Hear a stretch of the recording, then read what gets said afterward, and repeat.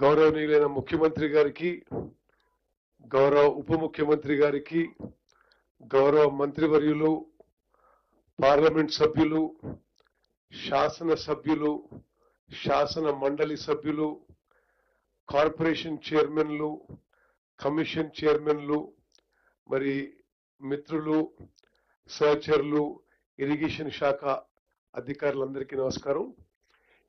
ఈరోజు ఒక 45-50 నిమిషాలు మనము తెలంగాణ రాష్ట్రానికి అత్యంత కీలకమైన ఇరిగేషన్ ఒక ప్రాజెక్ట్ విషయం మీ ముందు మా ఆలోచనలు వివరాలు పెట్టాలనే ఒక సంకల్పంతో ముఖ్యమంత్రి గారి అనుమతితో ఈ ప్రెజెంటేషన్ ఏర్పాటు చేయడం జరిగింది. ప్రధానంగా గోదావరి జలాల విషయంలో కానీ కృష్ణా జలాల విషయంలో కానీ మనం అధికారంలో వచ్చిన తర్వాత డిసెంబర్ 7, 2023 నుంచి చాలా పకడ్బందీగా సమర్థవంతంగా ఒక ప్రణాళికబద్ధంగా తెలంగాణ రాష్ట్రానికి మన నీటి హక్కులు కాపాడుకోవాలని, అదేవిధంగా గతంలో జరిగిన అన్యాయాలను సెటిల్ చేయాలనే ఉద్దేశంతో ముఖ్యమంత్రి గారు, ఉప ముఖ్యమంత్రి గారు, మంత్రులందరూ కూడా ముందుకు పోతున్న విషయం మీ దృష్టికి తీసుకొస్తున్నాను. అదేవిధంగా ప్రతిపక్షంలో ఉన్న వాళ్ళు చాలా బాధ్యతారహితంగా వాళ్ళు మాట్లాడుతున్న విషయం కూడా ఈరోజు మీరు ప్రెజెంటేషన్ లో మీరు గమనిస్తారు. కృష్ణా జలాల విషయంలో వాళ్ళు తీరని మోసం, అన్యాయం, ద్రోహం చేసిన తెలంగాణకి ఎక్కువ నీళ్లు ఆంధ్రాకి ఇచ్చే విధంగా వాళ్ళు ఒప్పుకొని, ఆ తర్వాత మనం అధికారంలో వచ్చిన తర్వాత అది ట్రిబ్యునల్లో ఆ విషయాన్ని మొత్తం రీఓపెన్ చేసిన మరి మన కృషి అయితే వాళ్ళు బయట మాట్లాడేది మరొకటి. అదేవిధంగా గోదావరి నది జలాలు రాయలసీమ తరలించడానికి ప్రయత్నాలు వాళ్ళు మొదలుపెట్టి, మరి ఈ మధ్య కాలంలో మన మీద, మన ప్రభుత్వం మీద దుష్ప్రచారం చేసే విషయం కూడా మీరు గమనిస్తున్నారు. మరి ముఖ్యమంత్రి గారు మేము చేసిన కృషికి అనుగుణంగా నిన్న కేంద్ర ప్రభుత్వం గౌరవ పిసిసి ప్రెసిడెంట్ గారికి స్వాగతం పలుకుతూ, మరి మా కృషికి అనుగుణంగా కేంద్ర ప్రభుత్వం స్పందిస్తూ ఆంధ్రప్రదేశ్ ప్రతిపాదించిన ఈ పోలవరం బనకచెర్ల లింక్ ప్రాజెక్ట్ ని తిరిగి వెనక్కి పంపి, దయచేసి మీరు గమనించాలి, వాళ్ళ ప్రాజెక్ట్ ప్రపోజల్ ని వెనక్కి పంపించి మేమైతే వాదించామో గోదావరి వాటర్స్ డిస్ప్యూట్ ట్రిబ్యునల్ 1980 అవార్డుకి ఇది వ్యతిరేకంగా ఉందని చెప్పడం, దాంతో ఏకీభవించి కేంద్ర ప్రభుత్వం నిన్న అది వెనక్కి పంపించిన విషయం కూడా నేను మీ అందరికీ మనవి చేస్తున్నాను. మీరు దయచేసి ఒక 50 నిమిషాల పాటు ఓపికగా మీరు వినాలని కోరుకుంటూ ఈ విషయాన్ని విస్తృతంగా మరి అందరికీ తెలియజేయాలని చెప్పి కూడా మీకు మనవి చేస్తున్నాను. ఏమైనా ఇష్యూస్ ఉంటే రాసుకోండి. మొత్తం ప్రెజెంటేషన్ అయిపోయిన తర్వాత మీరు ఎవరైనా ఏదైనా విషయాలు, సందేహాలు ఉంటే అవి జవాబు చెప్తామని చెప్పి మనవి చేస్తూ, ఓకే, నెక్స్ట్ స్లైడ్. ఈ ప్రెజెంటేషన్ లో గోదావరి నది వ్యవస్థ మరియు తెలంగాణ, ఆంధ్రప్రదేశ్ రాష్ట్రాల ప్రాజెక్టులు వివరిస్తాం. పోలవరం బనకచెర్ల లింక్ ప్రాజెక్టు ఆవిర్భావం 2019లో అంటే టిఆర్ఎస్ గవర్నమెంట్ లో గోదావరి జలాలని కృష్ణా, పెన్నా నదులకు మళ్లింపుపై ఆనాడు కేసీఆర్ ముఖ్యమంత్రిగా, జగన్మోహన్ రెడ్డి గారు అటు ముఖ్యమంత్రిగా జరిగిన చర్చల విషయాలు, అదేవిధంగా పోలవరం బనకచెర్ల లింక్ ప్రాజెక్ట్ ప్రతిపాదన, పరిధి, ఆ ముఖ్య అంశాలు, మరి ప్రాథమిక నిర్వహణ నివేదిక, అదేవిధంగా ఏ విధంగా ఈ ప్రాజెక్టు చాలా చట్టాలని ఉల్లంఘిస్తూ ప్రతిపాదించబడ్డ విషయం కూడా మీకు మనవి చేస్తున్నా. ఇది కేంద్ర ప్రభుత్వం కూడా చెప్పడం జరిగింది. ఇది ఏపీ రీఆర్గనైజేషన్ యాక్ట్ 2014కి వ్యతిరేకం, పోలవరం ప్రాజెక్ట్ అథారిటీకి వ్యతిరేకం, గోదావరి జల వివాదాల ట్రిబ్యునల్ అవార్డుకు వ్యతిరేకం, అదేవిధంగా పర్యావరణ అనుమతి కూడా ఇది వ్యతిరేకం. దీనికి నిన్న మా రిప్రజెంటేషన్ మీదనే ఎన్వైరన్మెంట్ మినిస్ట్రీ ఆంధ్ర ప్రాజెక్ట్ ని, ఆంధ్రప్రదేశ్ ప్రపోజల్ ని రిజెక్ట్ చేయడం జరిగింది. అదేవిధంగా ఈ పథకం వల్ల తెలంగాణలో ఏమి మన కన్సర్న్స్ ఏంటిది, మన ఆందోళన ఏంటిది? ఎందుకంటే మీరు మీడియాలో చూస్తుండొచ్చు, చంద్రబాబు గారు ఏమంటారు అంటే ఇది తెలంగాణ దాటి ఆంధ్రాకి వచ్చి ఆంధ్రా నుంచి సముద్రంలో కలిచేటప్పుడు మేము ఉపయోగించుకుంటున్నాం, మీకే ఇబ్బంది అనే విషయం వాళ్ళు చెప్తున్నారు. దాంట్లో వాట్ ఆర్ అవర్ కన్సర్న్స్ కూడా ఎక్స్ప్లెయిన్ చేస్తాం. అదేవిధంగా తెలంగాణ ప్రభుత్వం తీసుకునే చర్యలు మరి భవిష్యత్ కార్యాచరణ. నెక్స్ట్, మరి గోదావరి నది గురించి 1-2 నిమిషాల్లో నేను మీకు మనవి చేస్తాను.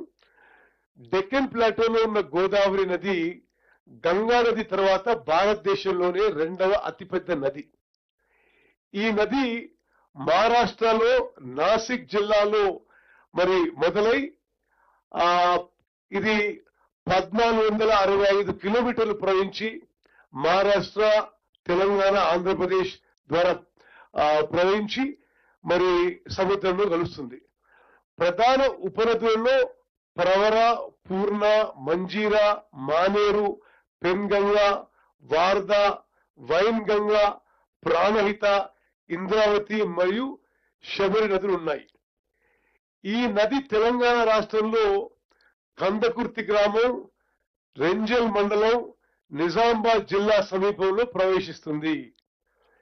పరివాహక ప్రాంతం, క్యాచ్మెంట్ ఏరియా, పరివాహక ప్రాంతం మహారాష్ట్ర, కర్ణాటక, మధ్యప్రదేశ్, ఛత్తీస్గఢ్, ఒరిస్సా, తెలంగాణ మరియు ఆంధ్రప్రదేశ్ రాష్ట్రాల్లో నుండి ఉంది. నెక్స్ట్ మీరు కవర్ చేస్తారా? ఓకే, ఇప్పుడు ఆ నది మీద ఉన్న ప్రాజెక్టులపై సుబ్రహ్మణ్య ప్రసాద్ గారు చాలా కాలం గోదావరి బేసిన్ మీద ప్రాజెక్టులు చూస్తున్నారు. He is deputy director Godavari basin. మీరు క్లుప్తంగా గోదావరి నదిపై ప్రాజెక్టుల విషయం తెలియజేయండి.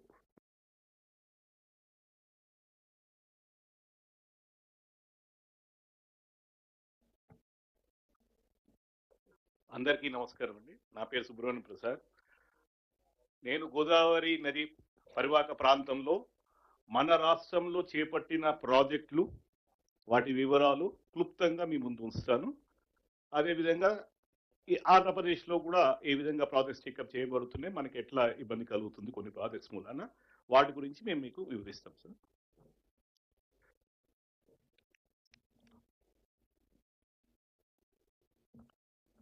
ఆనరబుల్ మినిస్టర్ గారు చెప్పినట్టుగా గోదావరి రివర్ నాసిక్ జిల్లాలో త్రయంబకేశ్వర్ అక్కడ వెలిసి, ఆ నది మెయిన్ రివర్ మహారాష్ట్రలో ప్రవహిస్తూ తెలంగాణలో నిజామాబాద్ కందకుర్తి విలేజ్ లో ప్రవేశించి మళ్ళీ మెయిన్ రివర్ మన రాష్ట్రం మీదుగా ప్రవహిస్తూ ఆంధ్రప్రదేశ్ రాష్ట్రంలోకి ఎంటర్ అయి రాజమండ్రి దిగువన 3 పాయలుగా చీలి సముద్రంలో కలుస్తుంది అనమాట. ఈ మొత్తం length, Godavari river length, main river length వచ్చి 1465 కిలోమీటర్లు. ఈ గోదావరి బేసిన్ యొక్క పరివాహక ప్రాంతం మొత్తం చూస్తే 12 సబ్ బేసిన్ గా గోదావరి ట్రిబ్యునల్ అవార్డ్ 1980లో గుర్తించడం జరిగింది. వాటిలో ఒక 6 సబ్ బేసిన్స్ మన రాష్ట్రంలో, 2 సబ్ బేసిన్స్ స్వల్పంగా 2.5% నుంచి 2% వరకు మన రాష్ట్రంలో కనిపిస్తుంది సార్. ఈ పరివాహక ప్రాంతం సబ్ బేసిన్ పరంగా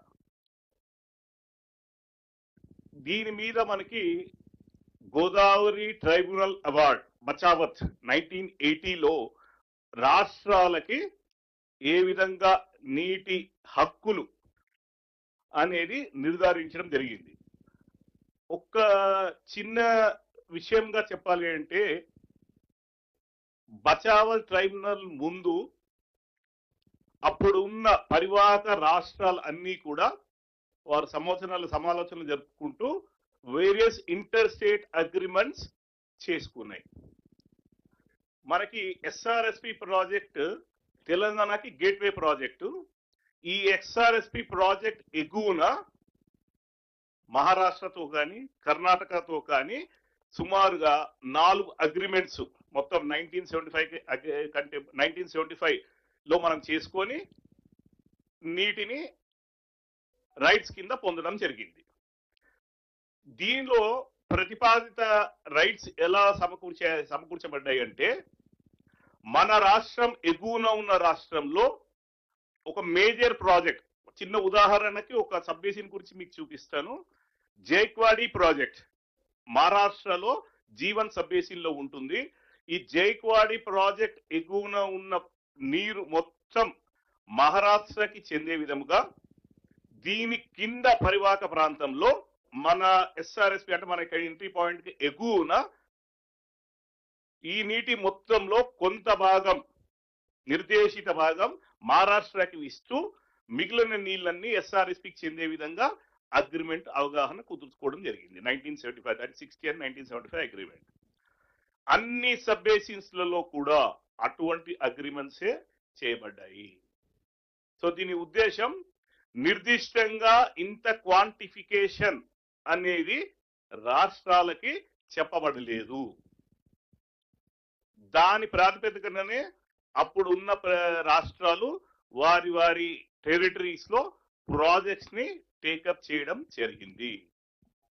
మన రాష్ట్రం వచ్చేటప్పటికి 2014 కంటే ముందు జీడబ్ల్యూటీ అవార్డ్ అనుగుణంగా 1486 టీఎంసీల మేర ప్రాజెక్ట్స్ మొత్తం కంబైన్డ్ ఆంధ్రప్రదేశ్ అంటే ఇప్పుడున్న తెలంగాణ, రెసిడ్యూల్ ఆంధ్రప్రదేశ్ రెండింటికి కలిపి 1480 టీఎంసీలకు కానీ ప్రాజెక్టుల రూపకల్పన చేయబడింది.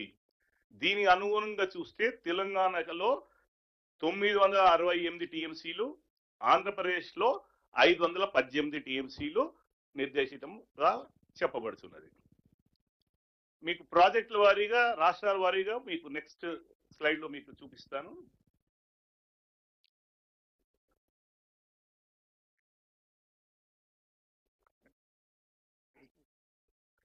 గోదావరి రివర్ గమనిస్తే సార్,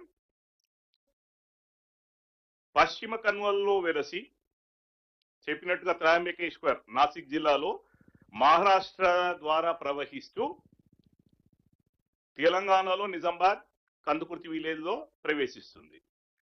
ఈ రివర్ కి కుడివైపున మనకి మంజీరా సబ్ బేసిన్ ముఖ్యమైన ట్రిబ్యూటరీ, మంజీరా రివర్ ట్రిబ్యూటరీ. వీటిలో ఒక 4-5 ముఖ్యమైన ప్రాజెక్ట్స్ ఉన్నాయి. ఈ మంజీరా రివర్ మహారాష్ట్రలో వెరసి కర్ణాటక ద్వారా ప్రవహిస్తూ తెలంగాణలో మొట్టమొదటి ప్రాజెక్ట్ గా మనం సింగూర్ ప్రాజెక్ట్ 29 టీఎంసీల స్టోరేజ్ కెపాసిటీ తోటి ఈ ప్రాజెక్ట్ టేకప్ చేయబడింది. ఈ ప్రాజెక్ట్ దిగువన మనకి మంజీరా బ్యారేజ్ అని ఒక బ్యారేజ్ కట్టుకొని ఇక్కడి నుంచి మన Hyderabad water supply, drinking water supply కొరకు మనం ఇక్కడి నుంచి తీసుకురావడం జరుగుతున్నది.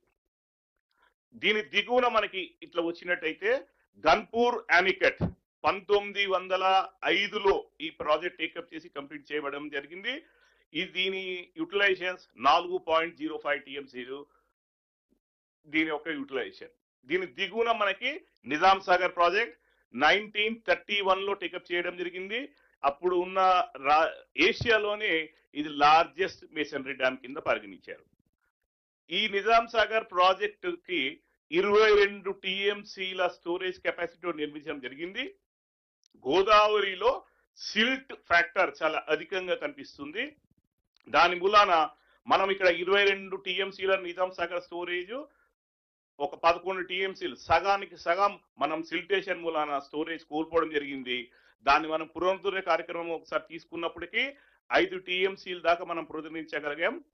ఇప్పుడు మళ్ళీ మన ప్రభుత్వం national as part of the national framework for sediment management, desilting and desedimentation ద్వారా నిజాం సాగర్ లో మనము పూరికతీత పనులను చేపట్టబోతున్నాం. దీని దిగున ఇది వచ్చి ఇక్కడ మనకి కాన్ఫరెన్స్, గోదావరి రివర్ కాన్ఫరెన్స్ కలుస్తుంది. దాని దిగున ఇక్కడ కాన్ఫరెన్స్ కలుస్తుంది సార్. దాని దిగున మనకి gateway project of Telangana, one of the major project Sriram Sagar project. దీని యొక్క కెపాసిటీ, శ్రీరామ్ సాగర్ కెపాసిటీ వచ్చి 112 టీఎంసీలు. ఇందాక నేను వివరించినట్టుగా డీసిల్టేషన్ కారణంగా ఈ ప్రాజెక్ట్ యొక్క కెపాసిటీ కూడా మనం 112 టీఎంసీల నుంచి 30 టీఎంసీలు కోల్పోయి ప్రస్తుతం 80 టీఎంసీల స్టోరేజ్ కెపాసిటీ దీనికి ఉన్నది. ఈ ప్రాజెక్ట్ ని కూడా మనము national framework for settlement management desilting and desedimentation part కింద ఇక్కడ కూడా మనం టేకప్ చేయబోతున్నాము. ఈ మొత్తం ప్రాజెక్ట్ నుంచి SRSP 1 కానీ SRSP 2 కానీ FFC కానీ ఇవన్నీ అలీసాగర్ గుత్పా అన్ని ప్రాజెక్ట్స్ కలిపి దీని నుంచి సుమారుగా మనము 186 TMCలు యూటిలైజేషన్ కింద SRSP ద్వారా మనం చేకూర్చుకుంటున్నాం. SRSP దిగున మనం కిందకి వస్తే ఓల్డ్ సదర్మట్ యానికట్ ఉంది, దాని ఎగున మనం 1.58 TMC తోటి సదర్మట్ బ్యారేజ్ కన్స్ట్రక్షన్ చేసుకుంటున్నాం. ఇంకా మన కిందకి వస్తే left side of the river main Godavari నుంచి ఒక ఇంపార్టెంట్ ట్రిబ్యూటరీ కడం ట్రిబ్యూటరీ మనకి కనిపిస్తుంది. దీని మీద మనం కడం ప్రాజెక్ట్ అని ఒక మేజర్ ప్రాజెక్ట్ 11.75 TMCకి మనం నిర్మించుకున్నాం. ఇక్కడ కూడా మనకి అదే ఇబ్బందికరమైన విషయం ఎదుర్కొన్నాం because of the siltation part. So ఇక్కడ కూడా మనకి ఒక సుమారుగా 3.5 TMCలు మనం కోల్పోయినాం. దీన్ని కూడా పునరుద్ధరించుకునే కార్యక్రమం మనం ప్రభుత్వంలో ఇప్పుడు చేపట్టబోతున్నాం. అదే కాకుండా దీని ఎగువన ఒక కుప్తి బ్యారేజ్ అని బ్యారేజ్ కన్స్ట్రక్షన్ టేకప్ చేస్తూ దాని యొక్క ఏదైతే మనకి కోల్పోయామో దాన్ని కొంతమేర మనం నివారించుకునే ప్రక్రియలో ముందుకు సాగుతున్నాం. కడం నుంచి ఇంకా కిందకి వస్తే మనకి ముఖ్యమైన ప్రాజెక్టు శ్రీపాద ఎల్లంపల్లి ప్రాజెక్ట్. ఈ శ్రీపాద ఎల్లంపల్లి ప్రాజెక్ట్ నుంచి మనకి 60.36 TMCలకి హైడ్రోజల్ క్లియరెన్స్ ఉంది. 60 TMCల యూటిలైజేషన్ కి మనం ఈ ప్రాజెక్ట్ ద్వారా ప్లాన్ చేసుకున్నాం. దీంట్లో 40 TMCలు SYP కింద అంతర్గతంగా ఆయకట్ని శ్రీపాద ఎల్లంపల్లికి అంతర్గతంగా ఆయకట్ని దీనికి 40 TMCలు. ఇదే కాకుండా మనము 2007లో doctor BR Ambedkar Pranahita Chevella project కి కింద తుమ్మడెట్టి దగ్గర 152 మీటర్లకి ఒక బ్యారేజ్ కట్టి నిర్మాణం చేసి దీని నుంచి కెనాల్ ద్వారా తీసుకొచ్చి SYPలో మన శ్రీపాద ఎల్లంపల్లిలో వేసే కార్యక్రమం 160 TMCలు. ఈ దీంట్లో 4 ప్యాకేజీలు మనం విభజన చేసి అప్పుడు తీసుకున్నాం.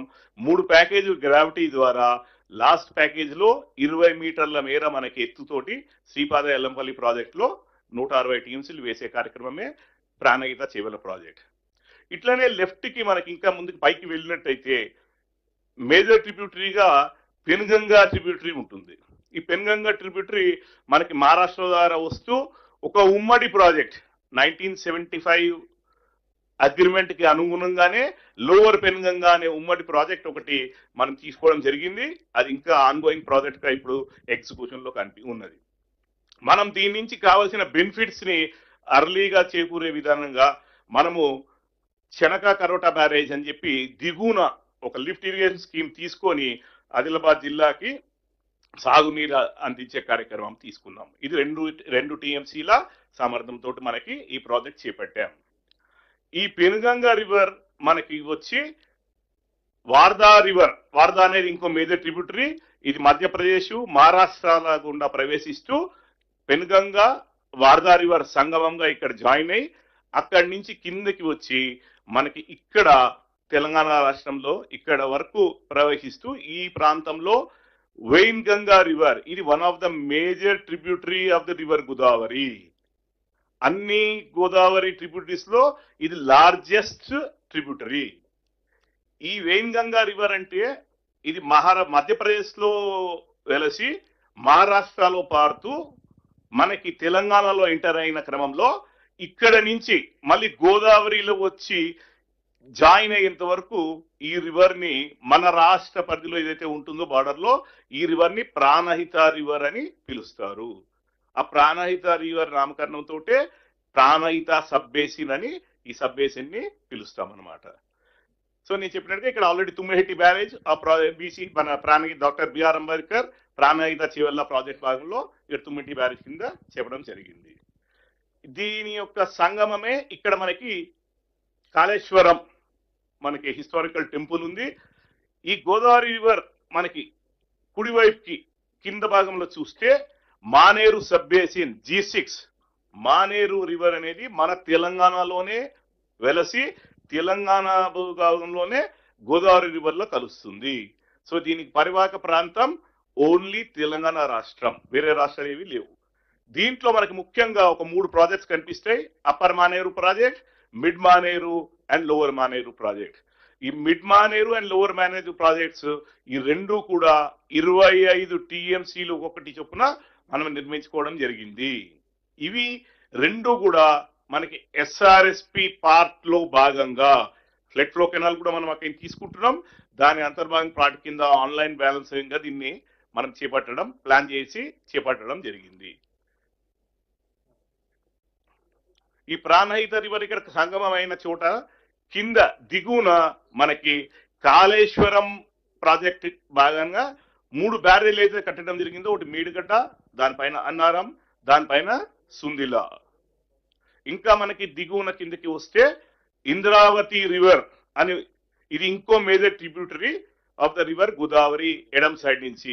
దీనికి ఒక విశిష్టత ఉంది. ఇంద్రావతి రివర్ ఒడిశా స్టేట్ లో వెలసి పశ్చిమ కనుమలలో, తూర్పు కనుమలలో నుంచి పశ్చిమ దిక్కున ప్రవహిస్తూ మహారాష్ట్ర స్టేట్ ద్వారా మన జయశంకర్ భూపాలపల్లి జిల్లాలో ఈ పాయింట్ లో సంగమంగా వచ్చి చేరుతుంది గోదావరి రివర్ లో.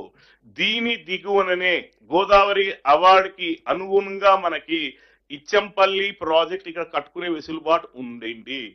కానీ ఈ ఇంచంపల్లి ఎగువన మహారాష్ట్ర ఛత్తీస్గఢ్ లో సబ్మర్జెన్స్ ఆస్పెక్ట్ మూలాన ఇచ్చంపల్లిని మనం కట్టలేకపోయినాము. సో దాని దిగువన మనకి కొన్ని ప్రాజెక్ట్స్ టేకప్ చేశాం.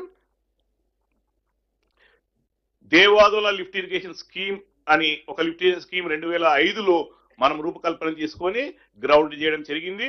Right bank of the Godavari river నుంచి 38 టీఎంసీల యూటిలైజేషన్ కి దేవాదుల లిఫ్ట్ ఇరిగేషన్ స్కీమ్ మనము తీసుకొని ముందుకు సాగాము. ఈ దేవాదుల లిఫ్ట్ ఇరిగేషన్ స్కీమ్ ని సక్సెస్ పెంచుకునేదానికి నిత్యం నీటి లభ్యత ఉండే విధంగా దాని దిగువనే మనం తుపాకులగూడెం బ్యారేజ్ అని ఒక స్టోరేజ్ స్ట్రక్చర్ ని మనం తీసుకొని 6.14 టీఎంసీల స్టోరేజ్ తోటి ఈ తుపాకులగూడెం బ్యారేజ్ ని మనం టేకప్ చేసి కంప్లీట్ కూడా చేసుకున్నాము. దీని దిగువన ఇంకా గోదావరిలో మన కిందకు వస్తే టర్మినల్ ప్రాజెక్ట్ గా ఇంకొక బహుళ సార్థక ప్రాజెక్ట్ సీతమ్మ సాగర్ ప్రాజెక్ట్ అని మనము గ్రౌండ్ చేసి, ఈ సీతమ్మ సాగర్ ప్రాజెక్ట్ కింద మనకి దీనిలో 36.5 టీఎంసీ స్టోరేజ్ కెపాసిటీ తోటి ఈ ప్రాజెక్ట్ ని రూపకల్పన చేసుకొని ఆన్గోయింగ్ లో ఉన్నది, ఎగ్జిక్యూషన్ లో ఉన్నది. 60% of the barrage completion stage లో ఉన్నది. దీని ఎగువనే మనకి సీతారామ లిఫ్ట్ ఇరిగేషన్ ప్రాజెక్ట్. ఈ సీతారామ లిఫ్ట్ ఇరిగేషన్ ప్రాజెక్ట్ అనేది 2007లో మనం రాజీవ్ సాగర్, ఇందిరా సాగర్ ఉమ్మడి ప్రాజెక్టులు మనము దుమ్మగూడ ఎగువన ఇక్కడ ఏదైతే తీసుకున్నామో దాని యొక్క సంయుక్తంగా కలయికతోటే సీతారామ లిఫ్ట్ ఇరిగేషన్ ప్రాజెక్ట్ నామకరణం చేసుకొని దీని ద్వారా 67 టీఎంసీల యూటిలైజేషన్ తోటి మనం ప్రాజెక్ట్ టేకప్ చేశాము. ఇది కూడా ఒక సుమారుగా 55% కంప్లీషన్ స్టేజ్ లో ఉన్నది. దీని కింద మనకి రైట్ సైడ్ లో కిన్నరసాని ఒక మేజర్ రివర్, దీని మీద కూడా మనకి కిన్నరసాని అని మేజర్ ప్రాజెక్ట్ ఉన్నది. ఇది 8.3 టీఎంసీ మనకి యూటిలైజేషన్. ఇది సింహభాగం వచ్చి హైడ్రో ఎలక్ట్రిక్ స్కీమ్ కింద పరంలో తీసుకుంటూ మనం దీన్ని కన్స్ట్రక్షన్ చేసుకొని కంప్లీట్ చేసుకున్నాం. ఈ రివర్ మనకి గోదావరి రివర్ చూస్తే మనకి ఇక్కడ తెలంగాణ నుంచి ఎగ్జిట్ అయ్యి ఆంధ్రాలో ఎంటర్ అవుతుంది. ఇక్కడ ఒక చిన్న విషయం మీ ముందు ఉంచుతాను నేను. మనకు 2014 రీఆర్గనైజేషన్ బిల్ కి అనుగుణంగా మనకి మార్చిలో ఎప్పుడైతే బిల్లు వచ్చిందో దానికి ఈ ఇంటర్ స్టేట్ ని బార్డర్ ని మనకి తెలంగాణ టెరిటరీ బౌండరీకి ఈ విధంగా ఇక్కడికి తీసుకొచ్చి మనకి ఇంకొకటి ఎడమ వైపున Sabari river major tributary Odisha state లో వెలిసి మనకి ఇది వచ్చి ఇక్కడ కాన్ఫరెన్స్ గోదావరి రివర్ లో వచ్చి కలుస్తుంది.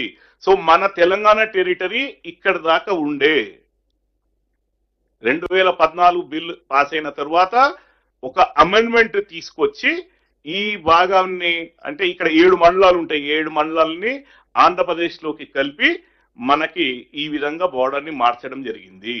ఇది భద్రాచలం టౌన్. ఈ భద్రాచలం మటుకు తెలంగాణ అంతర్భాగంగా ఉంచడం జరిగింది. గోదావరి రివర్ ఇంకా కిందకి వస్తే ఇక్కడ మీకు గమనిస్తే ఇది పాపికొండలు 55 కిలోమీటర్ల నిడివి గల ఈ పాపికొండల గుండా ద్వారా ప్రవేశిస్తూ దానికి gateway project of Andhra Pradesh Polavaram project ఏదైతే ఇప్పుడు ఎగ్జిక్యూషన్ లో ఉన్నదో దీనికి నేషనల్ ప్రాజెక్ట్ స్టేటస్ కూడా 2016 బిల్లులో ఇవ్వడం జరిగింది. ఈ పోలవరం ప్రాజెక్ట్ GWT అవార్డు ప్రకారంగా చూసినా టిఎస్సి అప్రూవల్స్ ఇచ్చిన అనుగుణంగా కూడా చూసినా కానీ పోలవరం ప్రాజెక్ట్ నుంచి ఆంధ్రప్రదేశ్ రాష్ట్రం 484.5 టీఎంసీలకు మించి నీరు వాడడానికి వీల్లేదు. They can only draw water up to maximum limit of 484.5 TMC. దీని దిగువన పోలవరం ప్రాజెక్ట్ మనకి చాలా ఏళ్లు పడుతుందని అప్పుడు ప్రభుత్వం ఉమ్మడి రాష్ట్రంలోనే ఒక 4 స్కీమ్స్ ని టేకప్ చేయడం జరిగింది. ఒకటేమో Pushkara, Venkatanagaram, Tadipudi and Chagalnadu to reap the early benefits as part of the Polavaram project. ఈ టెంపరీ స్కీమ్స్ గా వీటిని తీసుకొని సిడబ్ల్యూసి నుంచి కూడా అప్రూవల్స్ తీసుకున్నారు. కానీ దానిలో పొందుపరిచిన విషయం ఏంటంటే ఎప్పుడైతే పోలవరం ప్రాజెక్ట్ కంప్లీట్ అయి బెనిఫిట్స్ ని కనుక సమకూర్చేది మొదలైన ఎల్ల ఈ 4 ప్రాజెక్ట్స్ కూడా అబాండన్ చేయవలసినదే. అది పొందుపరుస్తూనే ఈ ప్రాజెక్ట్ క్లియరెన్స్ కూడా ఇచ్చి ఉన్నారు. ఇవే కాకుండా ఇక్కడ మీకు ఇది చింతల్పూడి అనేది ఒకటి ఫ్లడ్ ఫ్లోస్ మీద టేకప్ చేసిన స్కీమ్. ఈ చింతల్పూడి వచ్చి నాగార్జున సాగర్ లెఫ్ట్ కెనాల్లో వేసే కార్యక్రమంగా ఏపీ చేపడుతున్నది. కింద దిగువన వస్తే మనకి సర్ ఆర్థర్ కాటన్ బ్యారేజ్. ఈ బ్యారేజ్ స్టోరేజ్ కెపాసిటీ 4 టీఎంసీలు. దీని నుంచి కూడా 223 టీఎంసీల యూటిలైజేషన్ కి క్లియరెన్సెస్ ఉన్నాయి ఆంధ్రప్రదేశ్ రాష్ట్రానికి. కానీ ఇక్కడ గమనించవలసింది ఏమిటంటే ఈ 220 టీఎంసీలు కూడా పోలవరంలో ఇచ్చిన 484.5 టీఎంసీలో అంతర్భాగమే. So Polavaram and Cotton barrage ఈ రెండిటి ధవళేశ్వరం బ్యారేజ్ ఇది ఈ రెండిటికి కలిపి 484.5 టీఎంసీ మించి ఎట్టి పరిస్థితుల్లో కూడా ఆంధ్రప్రదేశ్ డ్రా చేయకూడదు. సదర్ కాటన్ బ్యారేజ్ కింద చూస్తే మనకి రాజమండ్రి దిగువన నేను ఇందాక చెప్పినట్టుగా 3 పాయలుగా ఇది చీలి విడిపోయి సముద్రంలో పోయి గోదావరి కలుస్తుంది. ఇట్లా ఉన్న క్రమంలో ఆంధ్రప్రదేశ్ ప్రభుత్వం ఇప్పుడు కొత్తగా పోలవరం నుంచి ఆల్రెడీ ఒక ఆర్ఎంసి కెనాల్ పోలవరం భాగంగా ప్రకాశం బ్యారేజ్ కి తీసుకువెళ్లి ప్రకాశం బ్యారేజ్ నుంచి కృష్ణా డెల్టా కొరకు ఒక 80 టీఎంసీల మేర ఆల్రెడీ ఏదైతే ఉందో ఉండంగా కూడా కొత్తగా ప్రతిపాదించారు ఈ Polavaram Banakacherla lift irrigation scheme అని. 484 టీఎంసీలకు మించి ఒక చుక్క నీరు కూడా డ్రా చేయడానికి వీల్లేదు అని అవార్డు పరంగా కానీ టిఎస్సి ఇచ్చిన క్లియరెన్స్ పరంగా కానీ నిర్దేశించిన ఆంధ్రప్రదేశ్ ప్రభుత్వం ఈ Polavaram Banakacherla lift irrigation scheme ని తీసుకోవడం జరిగింది. అందుకోసమే మనం అభ్యంతరం చెప్తూ గౌరవనీయులు మంత్రివర్యులు చెప్పినట్టుగా నిన్న దాంట్లో కూడా ఆ ప్రాజెక్ట్ ని నిలుపుదల చేయించి ప్రపోజల్స్ ని తిరిగి పంపించడం జరిగింది. నెక్స్ట్ ఒకసారి you want to show on the Google map? Yes, sir. Google map. Quickly, just in 2 minutes. Yes, sir. Okay. So ఇందాక నేను వివరించినట్టుగా గోదావరి మనకి మహారాష్ట్రలో వెలిసి మొట్టమొదటి డ్యామ్ వాళ్ళది మేజర్ డ్యామ్ గంగాపూర్ డ్యామ్, దిగువన జేక్వాడి డ్యామ్ చాలా ముఖ్యమైన ప్రాజెక్ట్. మహారాష్ట్ర స్టేట్ లో 100 టీఎంసీ యూటిలైజేషన్ తోట టేకప్ చేయబడింది. దాని దిగువన అది నాసిక్ జిల్లాలో నుంచి ప్రవహిస్తూ మనకి నాందేడ్ జిల్లాలో ఎంటర్ అయి నాందేడ్ జిల్లాలో విష్ణుపురి డ్యామ్ అని చెప్పి ఒక ఇంపార్టెంట్ ప్రాజెక్ట్. ఇది లిఫ్ట్ ఇరిగేషన్ స్కీమ్. దాని ద్వారా 12.3 టీఎంసీ యూటిలైజేషన్స్ మహారాష్ట్ర టేకప్ చేస్తుంది. అది ఎస్ఆర్ఎస్పిలో వచ్చి మన ఎస్ఐసి ఎంటర్ అయినాక ఎస్ఆర్ఎస్పి ప్రాజెక్ట్ మన గేట్వే ప్రాజెక్ట్. కానీ దీని ఎగువనే within the catchment of the SRSP FRL submergence catchment లోనే బాబ్లీ బ్యారేజ్ అని చెప్పి 2004లో రూపకల్పన చేసి మహారాష్ట్ర టేకప్ జరిగింది బాబ్లీ బ్యారేజ్ ప్రాజెక్టు. దాని దిగున మీకు ఇందాక చెప్పిన సదర్మట్ బ్యారేజ్, దాని కింద మనకి వస్తే ఎల్లంపల్లి ప్రాజెక్ట్ నుంచి దిగున మనం తీసుకొస్తే ప్రాణహిత రివర్ మీద తుమ్మిడిహిట్టి, ఇది ప్రాణహిత రివర్ నుంచి తుమ్మిడిహిట్టి ప్రాజెక్టు, అది బిఆర్ అంబేద్కర్ ప్రాణహిత చేవల్ల ప్రాజెక్ట్ అంతర్భాగంగా మనం తీసుకొచ్చి మన కాళేశ్వరం దగ్గర వచ్చి కలుస్తుంది మెయిన్ రివర్ గోదావరి. అక్కడి నుంచి దిగున మనకు చూస్తే సమ్మక్క సాగర్ ప్రాజెక్ట్, దాని ఎగువన జీసీఆర్ డిఎల్ఐఎస్, మళ్ళీ కింద తీసుకొస్తే టర్మినల్ ప్రాజెక్ట్ కింద మనకి సీతమ్మ సాగర్ బ్యారేజ్, సీతారామ లిఫ్టిగేషన్, దాని ఎగువన మనకి కనిపిస్తుంది. ఇక్కడ మీరు గమనిస్తే కింద తీసుకొచ్చి ఎంట్రీ ప్రాజెక్ట్ ఫర్ మన ఆంధ్రప్రదేశ్ రాష్ట్రానికి పోలవరం ప్రాజెక్ట్. ఈ పోలవరం ప్రాజెక్ట్ లో మీకు హెడ్ వర్క్స్ గురించి ఒకే ఒక వాక్యంలో చూపిస్తాను. ఇది మన మెయిన్ ప్రాజెక్ట్ స్పిల్వే. ఈ స్పిల్వే ఎగువన ఒక ఆఫ్టేక్ రెగ్యులేటర్, ఆ రెగ్యులేటర్ ద్వారా మనకి అక్కడి నుంచి 2 ట్విన్ టనల్స్, ఇది చాలా ముఖ్యం. ఈ 2 ట్విన్ టనల్స్ కూడా ఒక్కొక్క టనల్ కెపాసిటీ 20,000 క్యూసెక్స్ కి వాళ్ళు కన్స్ట్రక్ట్ చేశారు. అవార్డు ప్రకారంగా టిఎసి ఇచ్చిన క్లియరెన్స్ ప్రకారంగా వాళ్ళు ఏపీ రాష్ట్రం 11,000కు మించి డైవర్ట్ చేయడానికి వీల్లేదు. కానీ ముందు నుంచే వాళ్ళు టనల్స్ ని 20,000 క్యూసెక్స్ ద్వారా కన్స్ట్రక్షన్ చేస్తూ ఇక్కడ మనకి ఎగ్జిట్ పాయింట్ కనిపిస్తుంది. దాని దిగువన మనకి 2వ టన్నల్, ఇది 2వ లెంగ్త్ ఫేజ్ లో ఇక్కడ మనకి RMC offtake regulator, Polavaram already offtake regulator. ఇక్కడ మనకి నేను ఇందాక చెప్పినట్టుగా ఇది ఆర్ఎంసీ కెనాల్. ఈ ఆర్ఎంసీ కెనాల్ 11,500 క్యూసెక్స్ మించి తోడేదానికి వీలు లేదు. కానీ 17,500 క్యూసెక్స్ కి ఈ కెనాల్ నిర్మాణం చేశారు. దీని తర్వాత భాగం పోలవరం మార్గచర్ల అనేది విభాగం మై కొలీగ్ తర్వాత మీకు వివరిస్తారు. ఇది మొత్తం ప్రాజెక్ట్స్ సమూలంగా చెప్పవలసిన విషయాలు. Thank you sir. Okay professor, thank you. ఇప్పుడు మిత్రులందరికీ నేను ఒక ముఖ్యమైన విషయం మీరు గమనించాల్సిందిగా విజ్ఞప్తి చేస్తున్నాను. ఈ మధ్య కాలంలో ప్రతిపక్షాలు ఏం ప్రచారం చేస్తున్నాయి? ఆంధ్రప్రదేశ్ ముఖ్యమంత్రి చంద్రబాబు నాయుడు ఈ గోదావరి బంకచెర్ల అంటే పోలవరం బంకచెర్ల లింక్ ప్రాజెక్టు అసలు మొదటిసారి ఆయన ప్రతిపాదిస్తున్నాడు. మరి తెలంగాణ ప్రభుత్వంగా మరి బాధ్యత కదా పదవుల్లో ఉన్న మేము దాన్ని సరిగ్గా వ్యతిరేకించడం లేదని ఒక దుష్ప్రచారం, కంప్లీట్ అబద్ధాల విషయం. వాస్తవంగా కేసీఆర్ ముఖ్యమంత్రి ఉన్నప్పుడే ఈ గోదావరి నుంచి రాయలసీమకి నీళ్లు తీసుకుపోవడానికి ఆ రోజు జగన్మోహన్తో చర్చలు జరిపి కొన్ని జియోలు ఇచ్చి కొన్ని స్టేట్మెంట్స్ మేము ముందుస్తాను.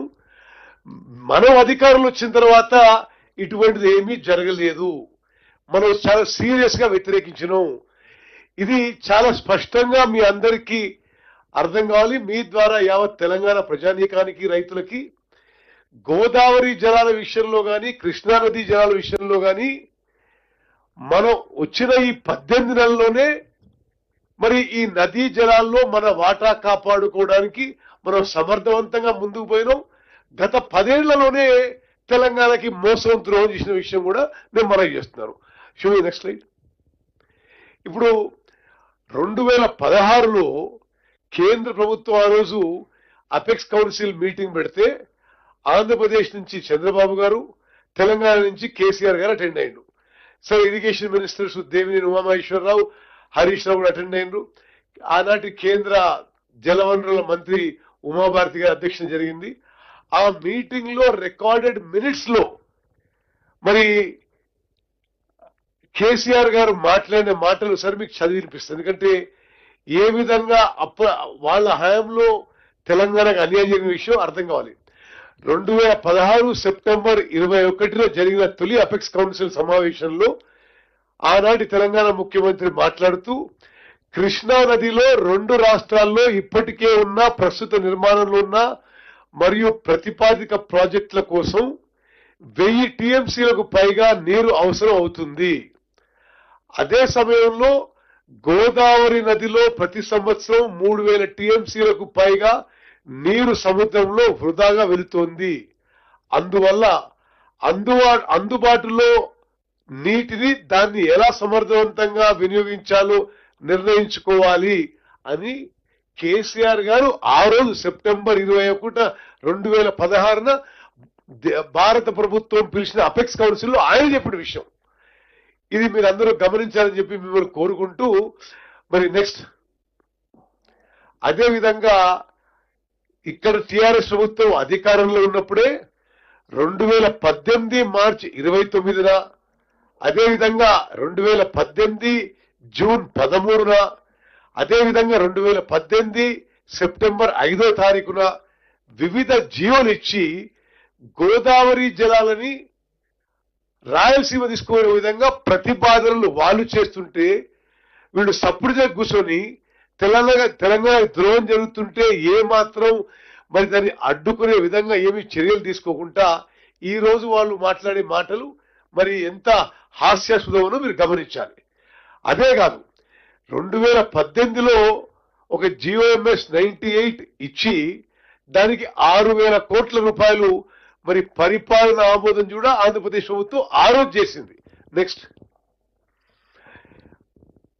జియో ఇచ్చి అడ్మినిస్ట్రేటివ్ శాంక్షన్ ఇవ్వడం కాదు 1,000 కోట్ల వరకు ఖర్చు కూడా చేసిండ్రు. టెండర్లు ఆహ్వానించి పనులుగా మొదలు పెట్టిండ్రు. సరే ఆ తర్వాత పనులు ముందుకు పోలేదు మాట వాస్తవం. కానీ కేసీఆర్ ముఖ్యమంత్రి ఉండగానే గోదావరి జలాలు రాయలసీమ తీసుకుపోవడానికి అన్ని విధాలుగా ఏ విధంగా మరి బీఆర్ఎస్ ప్రభుత్వం తెలంగాణకి ద్రోహం చేసిందో చాలా స్పష్టంగా ఈ అంకెలతో అవపడుతున్నాయి. నెక్స్ట్ మరి అదే విధంగా గోదావరి నీటిని కృష్ణా పెన్నా నదులకు మళ్లింపుపై మరి ఆంధ్రప్రదేశ్ ముఖ్యమంత్రితో చర్చలు జరిపింది మరి కల్వకుంట్ల చంద్రశేఖరరావు గారు. 2019లో గోదావరి నీటిని కృష్ణా మరియు పెన్నా నదులకు మళ్లించే ప్రతిపాదనలపై చర్చల కోసం 2019 జూన్ 28న ఆగస్టు 2న మరియు సెప్టెంబర్ 23 తేదీలలో వరుసగా సమావేశాలు నిర్వహించడమైంది. ఈ సమావేశాల్లో తెలంగాణ మరియు ఆంధ్రప్రదేశ్ రాష్ట్రాల ముఖ్యమంత్రులు హాజరయ్యారు. ఈ సమావేశాల్లో చర్చించిన ప్రధాన అంశాలు మరి ఈ విధంగా ఉన్నాయి. గోదావరి జలాల సమర్థ వినియోగంపై అప్పటి తెలంగాణ ముఖ్యమంత్రి ప్రెజెంటేషన్ ఇచ్చాడు. జలాలు అందుబాటులో ఉన్న ప్రాంతాలు చూపించేందుకు గూగుల్ మ్యాప్ లో ఉపయోగించాడు. ఆనాడు ఆయన అన్న మాటలు అప్పటి తెలంగాణ ముఖ్యమంత్రి చేసిన వాక్య బహిరంగంగానే కత్తులు దూసేది లేదు, చేతులు కలపాలి, బేసిన్లు లేవు, బేసిజాలు లేవు. అంటే ఏంటిది? గోదావరి జలాలు రాయలసీమ తీసుకుపోవడానికి అన్ని విధాలుగా మార్గం సుగమం చేసింది కేసీఆర్ ముఖ్యమంత్రి ఉన్నప్పుడే. ఇది మనం వచ్చిన తర్వాత వ్యతిరేకిస్తున్నాం. ఇది చాలా స్పష్టంగా మీకు మనవి చేస్తూ మరి నెక్స్ట్ ఇరు రాష్ట్రాల ఈ జల సంబంధిత అంశాలపై కలిసి పనిచేయడానికి మరియు ఈ ప్రతిపాదనలు పరిశీలించే అధికారులు మరియు నిపుణుల హై లెవెల్ కమిటీ ఏర్పాటు చేయడానికి అంగీకారం తెలిపారు. న్యాయ పోరాటాలు మరియు కోర్టు కేసులను నివారించే దిశగా దృష్టి సారిస్తూ ఈ కమిటీకి రాయలసీమ మరియు దక్షిణ తెలంగాణలోని సాగునీటి సమస్యలను పరిష్కరించడం లక్ష్యంగా ఉంచాలని నిర్ణయించారు. వాళ్ళ హయాంలోనే నదులను అనుసాదించే నమూనా ప్రాజెక్టుగా పట్టిసీమ ప్రాజెక్టు పరిగణలోకి తీసుకున్నారు. నెక్స్ట్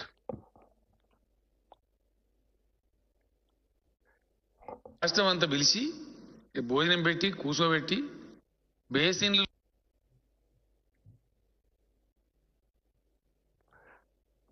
సరే ఇప్పుడు కొన్ని వీడియోలు చూపెడతాం మీకు. రాష్ట్రం అంతా పిలిచి ఆనాడు కేసీఆర్ ఏం భోజనం మాట్లాడారు? పెట్టి కూర్చోబెట్టి బేసిన్లు లేవు, బేసజాలు లేవు, బ్రహ్మాండంగా నీళ్లు వాడుకోండి, మేము వాడుకుంటాం, మీరు వాడుకోండి, ఇరు రాష్ట్రాలకు సరిపోను ఇంకో 1000 టీఎంసీలు ఎక్కువ ఉన్నాయి, పిచ్చి కొట్లాడలు బంద్ చేయండి అని చెప్పినండి.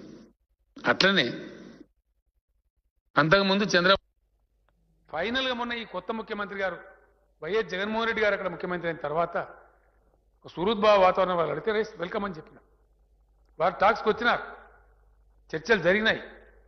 నేను నమ్ముతున్నా, నాకు భగవంతుని నమ్మేవాడిని, మంచి ఆలోచన చేస్తే ఫలవంతమవుతుంది అధ్యక్ష. నేను చెప్పినాను పాత బేసజాలు బేసిన్లు లేవు, బేసజాలు లేవు, మేము నా డాక్టర్ రోజా గారు మంచి ఆతిథ్యం ఇచ్చారు. అన్నదాత సుఖీభవ. ఇప్పుడు ఊరికే సుఖీభవ కాకుండా రాయలసీమ ప్రాంతానికి డెఫినెట్గా గోదావరి జలాలు రావాల్సిన అవసరం ఉంది. ఇప్పుడు ఇక్కడ ఆంధ్రప్రదేశ్ రాష్ట్రంలో క్రియాశీలకంగా రబస్ట్గా పనిచేసేటువంటి మంచి పట్టుదల ఉండేటువంటి యువ నాయకుడు జగన్మోహన్ రెడ్డి గారు ముఖ్యమంత్రి ఉన్నారు కాబట్టి తప్పకుండా అది సాధ్యమవుతుంది. ఒక ఎల్డర్ బ్రదర్గా జగన్మోహన్ రెడ్డి గారు రాయలసీమ ప్రజల బాధలు నాకు తెలుసు కాబట్టి 100% మా యొక్క ఆశీస్సులు సంపూర్ణ సహకారం 100% ఉంటుంది. ఇప్పటికే నేను ముఖ్యమంత్రి గారు ఆంధ్రప్రదేశ్ మంత్రివర్గం చాలా మంది వచ్చి చర్చలు కూడా జరిపాం. నీరు ఈరోజు మన కళ్ళ ముందు కనపడతాం. సుమారు 1000 టీఎంసీలు గోదావరి నుంచి పోయింది.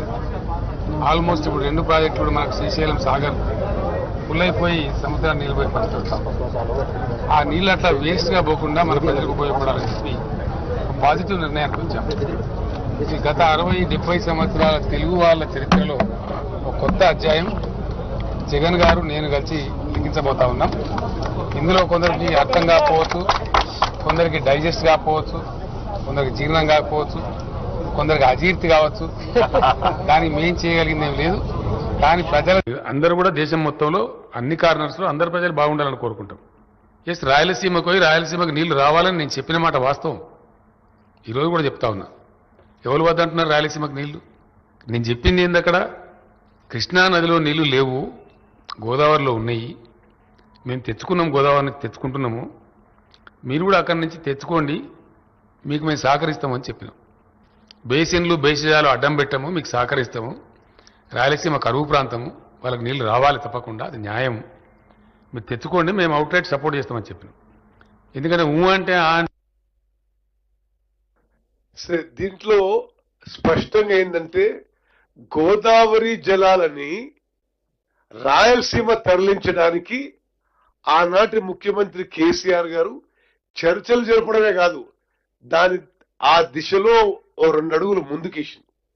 ఈ రోజు ఏమంటుండు హరీష్ రావు గారు కానీ ఇతర టీఆర్ఎస్ వాళ్ళు, చంద్రబాబు నాయుడు ఆ పోలవరం బంకచెర్ల ప్రాజెక్టు కట్టే ప్రతిపాదన చేస్తే మీరు కొట్లాడుతున్నారని ఇప్పుడు మాట్లాడుతున్నాడు. అసలు వాస్తవంగా ఈ ద్రోహం, ఈ పాపం వాళ్ళు చేసింది. మనం ఈరోజు మరి ముఖ్యమంత్రి గారు నేను పలుమార్లు కేంద్ర ప్రభుత్వంతో సంప్రదించి ఇది తెలంగాణ నీటి హక్కుల ఉల్లంఘన, ఇది చేయడానికి వీల్లేదు అని మేము రిప్రజెంట్ చేస్తున్న విషయం కూడా మీరు గమనించాలి, తెలంగాణ ప్రజలందరూ కూడా తెలియజేయాలి. నెక్స్ట్, ఇది కొన్ని మీకు ఆనాటి ప్రెస్ క్లిప్పింగ్స్ కొన్ని స్లైడ్స్ చూపెడుతున్నావు. ఆనాటి ముఖ్యమంత్రులు కేసీఆర్ గారు, జగన్మోహన్ రెడ్డి గారు కలిసి ఈ గోదావరి జలాలని రాయలసీమకి ఏ విధంగా తరలించాలని పలుసార్లు సుదీర్ఘంగా చర్చించిన ప్రెస్ క్లిప్పింగ్ లో మీకు చూపెడుతున్నాం. నెక్స్ట్, గోదావరిలో సాగుదాం, ఏ విధంగా గోదావరి నీళ్లు డైవర్షన్ కోసం వాళ్ళు జరిపిన చర్చలు. Okay, next okay, go back. Andhra Telangana వేరువేరు కాదు అని అన్నది ఎవరు? కల్వకుంట్ల చంద్రశేఖరరావు. మరి ఆ రోజు ఆ మాట అన్నాడు, ఈ రోజు ఏమంటున్నాడు? మరి అదేవిధంగా కేసీఆర్ సహకారం గొప్పది జగన్. ఓకే, మరి స్వచ్ఛమైన హృదయంతో జగన్, కేసీఆర్.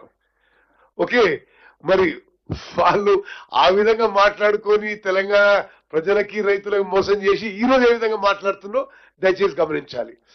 అదేవిధంగా ఈ బేసిన్లు లేవు, బేసిజాలు లేవు అనేది అసలు వాటర్ ప్రిన్సిపల్స్ కి ఫండమెంటలీ రాంగ్. ఇది ఎప్పుడైనా సరే ఏ వాటర్ బేసిన్ అయినా ఆ బేసిన్ లో పూర్తిగా రైతులకి ప్రజలకు ఉపయోగపడ్డ తర్వాత వేరే చోట తీసుకుపోవాలి.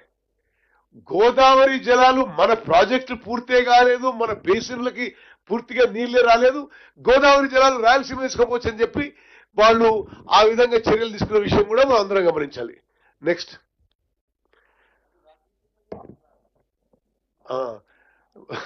సరే, జలబంధం స్నేహపూర్వక వాతావరణంలో తెలుగు రాష్ట్ర ముఖ్యమంత్రుల భేటీ, స్నేహపూర్వక వాతావరణంలో తెలంగాణ రాష్ట్రాల ముఖ్యమంత్రుల భేటీ, జలబంధం అటది. ఓకే, నెక్స్ట్ కలిసి నడుద్దాం. ఇది ఎవరు రాసిండ్రు? నమస్తే తెలంగాణ రాసిండ్రు. అంటే ఇక వాళ్ళే రాయించుకున్న విషయాన్ని. ఓకే, మాకు భేషజాలు ఈగోలు లేవు, వివాదాలు చరమగీతం, ఇరు రాష్ట్రాల సీఎంలు కేసీఆర్ జగన్ ప్రకటన. ఓకే, నెక్స్ట్ మరి ఇది కేసీఆర్ స్వయంగా ప్రగతి భవన్ లో చదువుతా. ప్రగతి భవన్ లో శుక్రవారం జరిగిన ఇరు రాష్ట్రాల సీఎంల సమావేశంలో నదుల్లో నీటి లభ్యతపై పవర్ పాయింట్ ప్రెజెంటేషన్ ద్వారా వివరిస్తున్న ముఖ్యమంత్రి కేసీఆర్.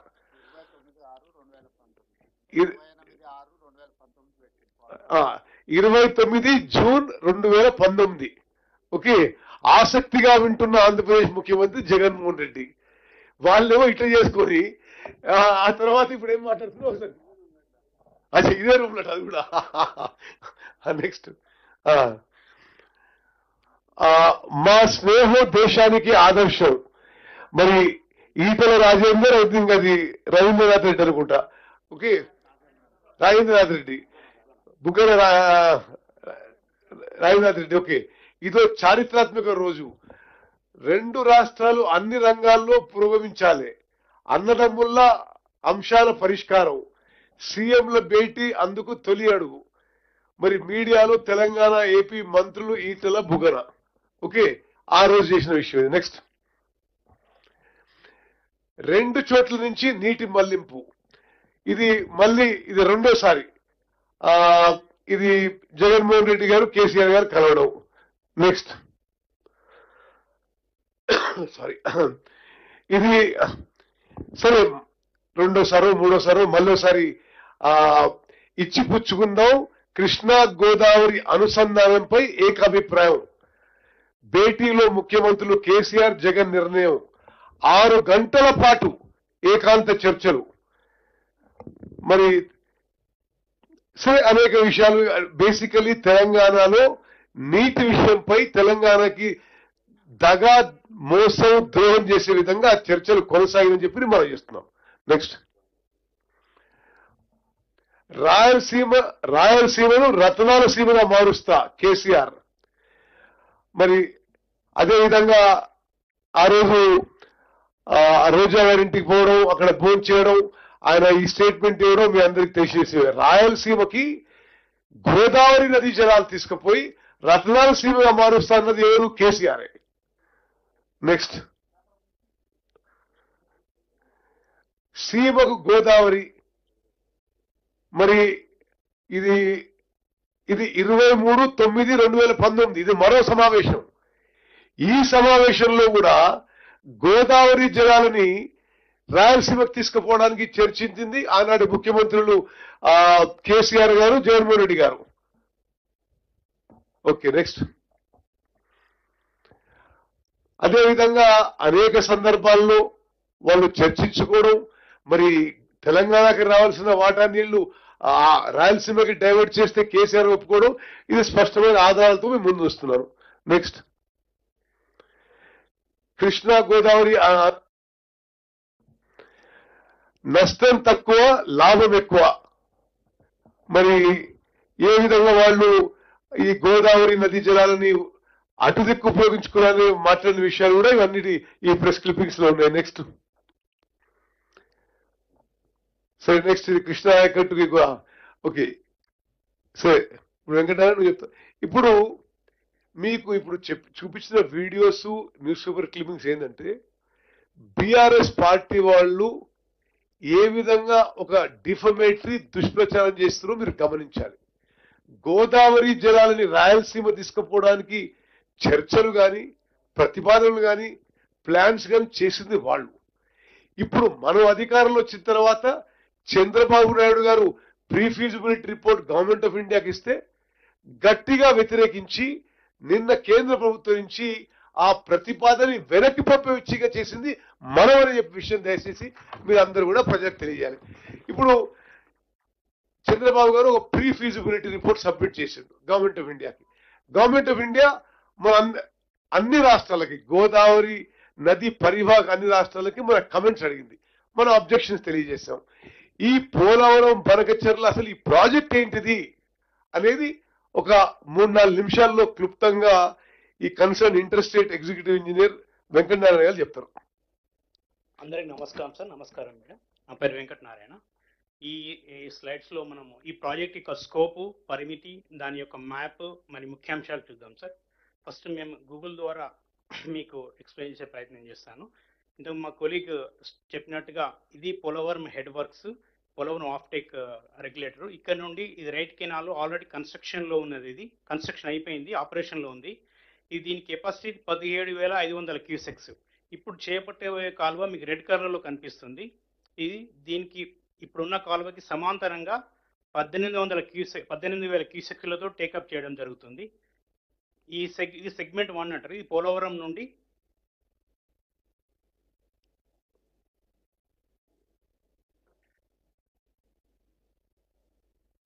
ప్రకాశం బ్యారేజ్కి ఎగువన కృష్ణానది రివర్లో దీనికి ఇక్కడ వరకు ఈ కెనాల్, కొత్త కెనాల్ టేకప్ చేయడం జరుగుతుంది.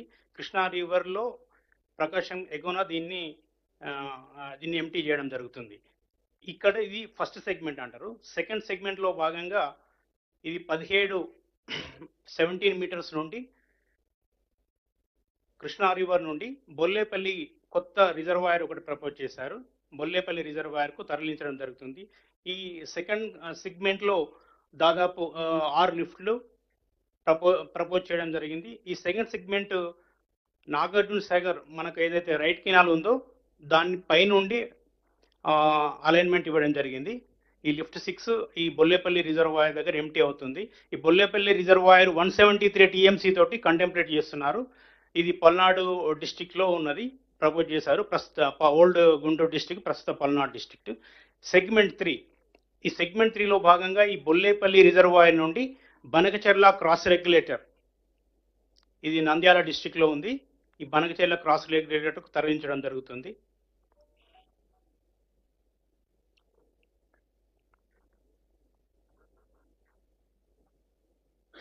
ఇది బనకచెర్ల క్రాస్ రెగ్యులేటర్ సార్. ఇక్కడ మీరు 4 రెగ్యులేటర్స్ చూడొచ్చు. ఈ బనకచెర్ల క్రాస్ రెగ్యులేటర్ ఎగువన ఈ కెనాల్, కొత్త కెనాల్ వచ్చి జాయిన్ అవుతుంది. ఇది బనకచెర్ల క్రాస్ రెగ్యులేటర్. ఇక్కడ కొంచెం మీకు బనకచెర్ల క్రాస్ రెగ్యులేటర్ చెప్తాను. ఈ Banakacherla cross regulator Srisailam right main canal కు కనెక్టివిటీ ఉందన్నమాట. ఈ రైట్ కెనాల్ ఎట్లా అంటే మనకు శ్రీశైలం రిజర్వాయర్, ఈ Srisailam reservoir right side bank, ఈ రైట్ సైడ్ బ్యాంక్ నుంచి అప్రోచ్ కెనాల్ ద్వారా పోతిరెడ్డిపాడు హెడ్ రెగ్యులేటర్ అనమాట. ఇది పోతిరెడ్డిపాడు హెడ్ రెగ్యులేటర్. ఇది పోతిరెడ్డిపాడు కొత్త రెగ్యులేటరు, ఇది 10 వెంట్స్. ఇది పోతిరెడ్డిపాడు పాత రెగ్యులేటర్. ఈ పోతిరెడ్డిపాడు దిగువన కెనాల్ అంతా కూడా ఎస్ఆర్ఎంసీ అంటారు, శ్రీశైలం రైట్ మెయిన్ కెనాల్. ఇక్కడ నుండి బనకచెర్ల వరకు ఇది 16.34 కిలోమీటర్స్. ఇది ఒరిజినల్గా చెన్నై వాటర్ సప్లై అగ్రిమెంట్ ప్రకారంగా ఇది 1500 క్యూసెక్స్ కట్టాలి. బట్ అప్పుడే దీన్ని 11,000 క్యూసెక్స్ కట్టారు అన్లైన్ ఛానల్గా. తర్వాత దీన్ని 2006లో 44,000కు ఇంక్రీజ్ చేశారు. మళ్ళీ ఇప్పుడు జియో 203లో భాగంగా దీన్ని 8 టీఎంసీ పర్ డే, అంటే దాదాపు 92,000 క్యూసెక్లు తరలించడానికి లైనింగ్ కూడా చేస్తున్నారు దీంట్లో.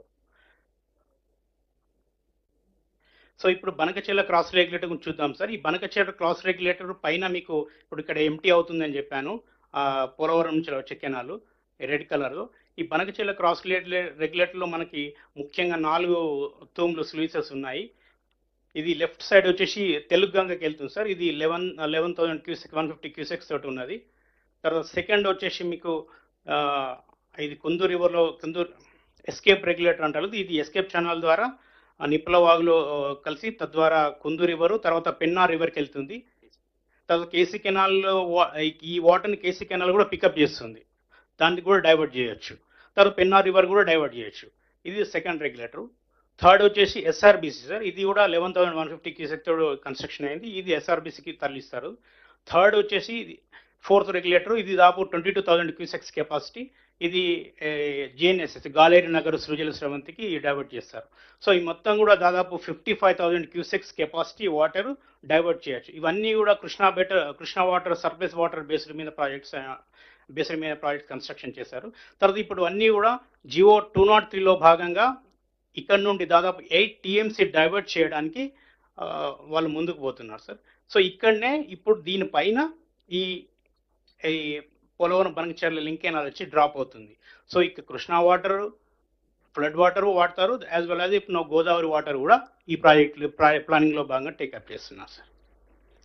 సో ఈ ప్రాజెక్ట్ స్కోప్ కనుక చూసుకున్నట్టయితే పర్ యానం 200 టీఎంసీ డైవర్ట్ చేయాలని ప్లాన్ చేశారు. దాంట్లో 2 టీఎంసీ పర్ డే ఇప్పుడు ఇనీషియల్గా టేకప్ చేస్తున్నారు. బట్ టోటల్ ఇన్ఫ్రాస్ట్రక్చర్ ఇదే కెనాల్స్, లిఫ్ట్స్, టన్నల్స్ కూడా 3 టీఎంసీలకి టేకప్ చేస్తున్నారు.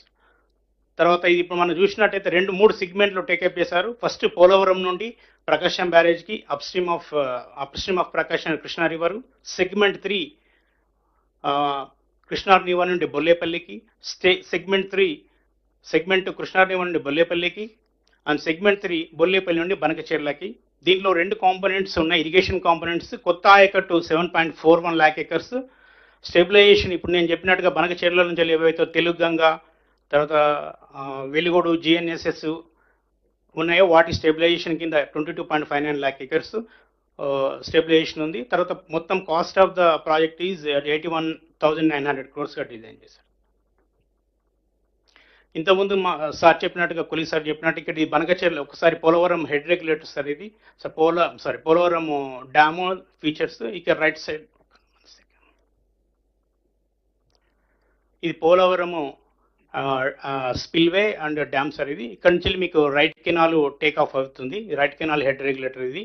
ఈ రైట్ కెనాల్కు సమాంతరంగానే ఇప్పుడు కొత్త కెనాల్ ప్రపోజ్ చేశారు బనకచెర్లలో భాగంగా. ఇది ఈ మ్యాప్ కూడా ఇది డిఫరెంట్ సెగ్మెంట్స్లో. ఇది మొదటి సెగ్మెంట్ పోలవరం నుండి ప్రకాశం బ్యారేజీ. మీరు రెడ్ కలర్లో అలైన్మెంట్ చూడొచ్చు. రెడ్ కలర్లో ప్రపోజ్ కొత్తది 18,000 క్యూసెక్స్.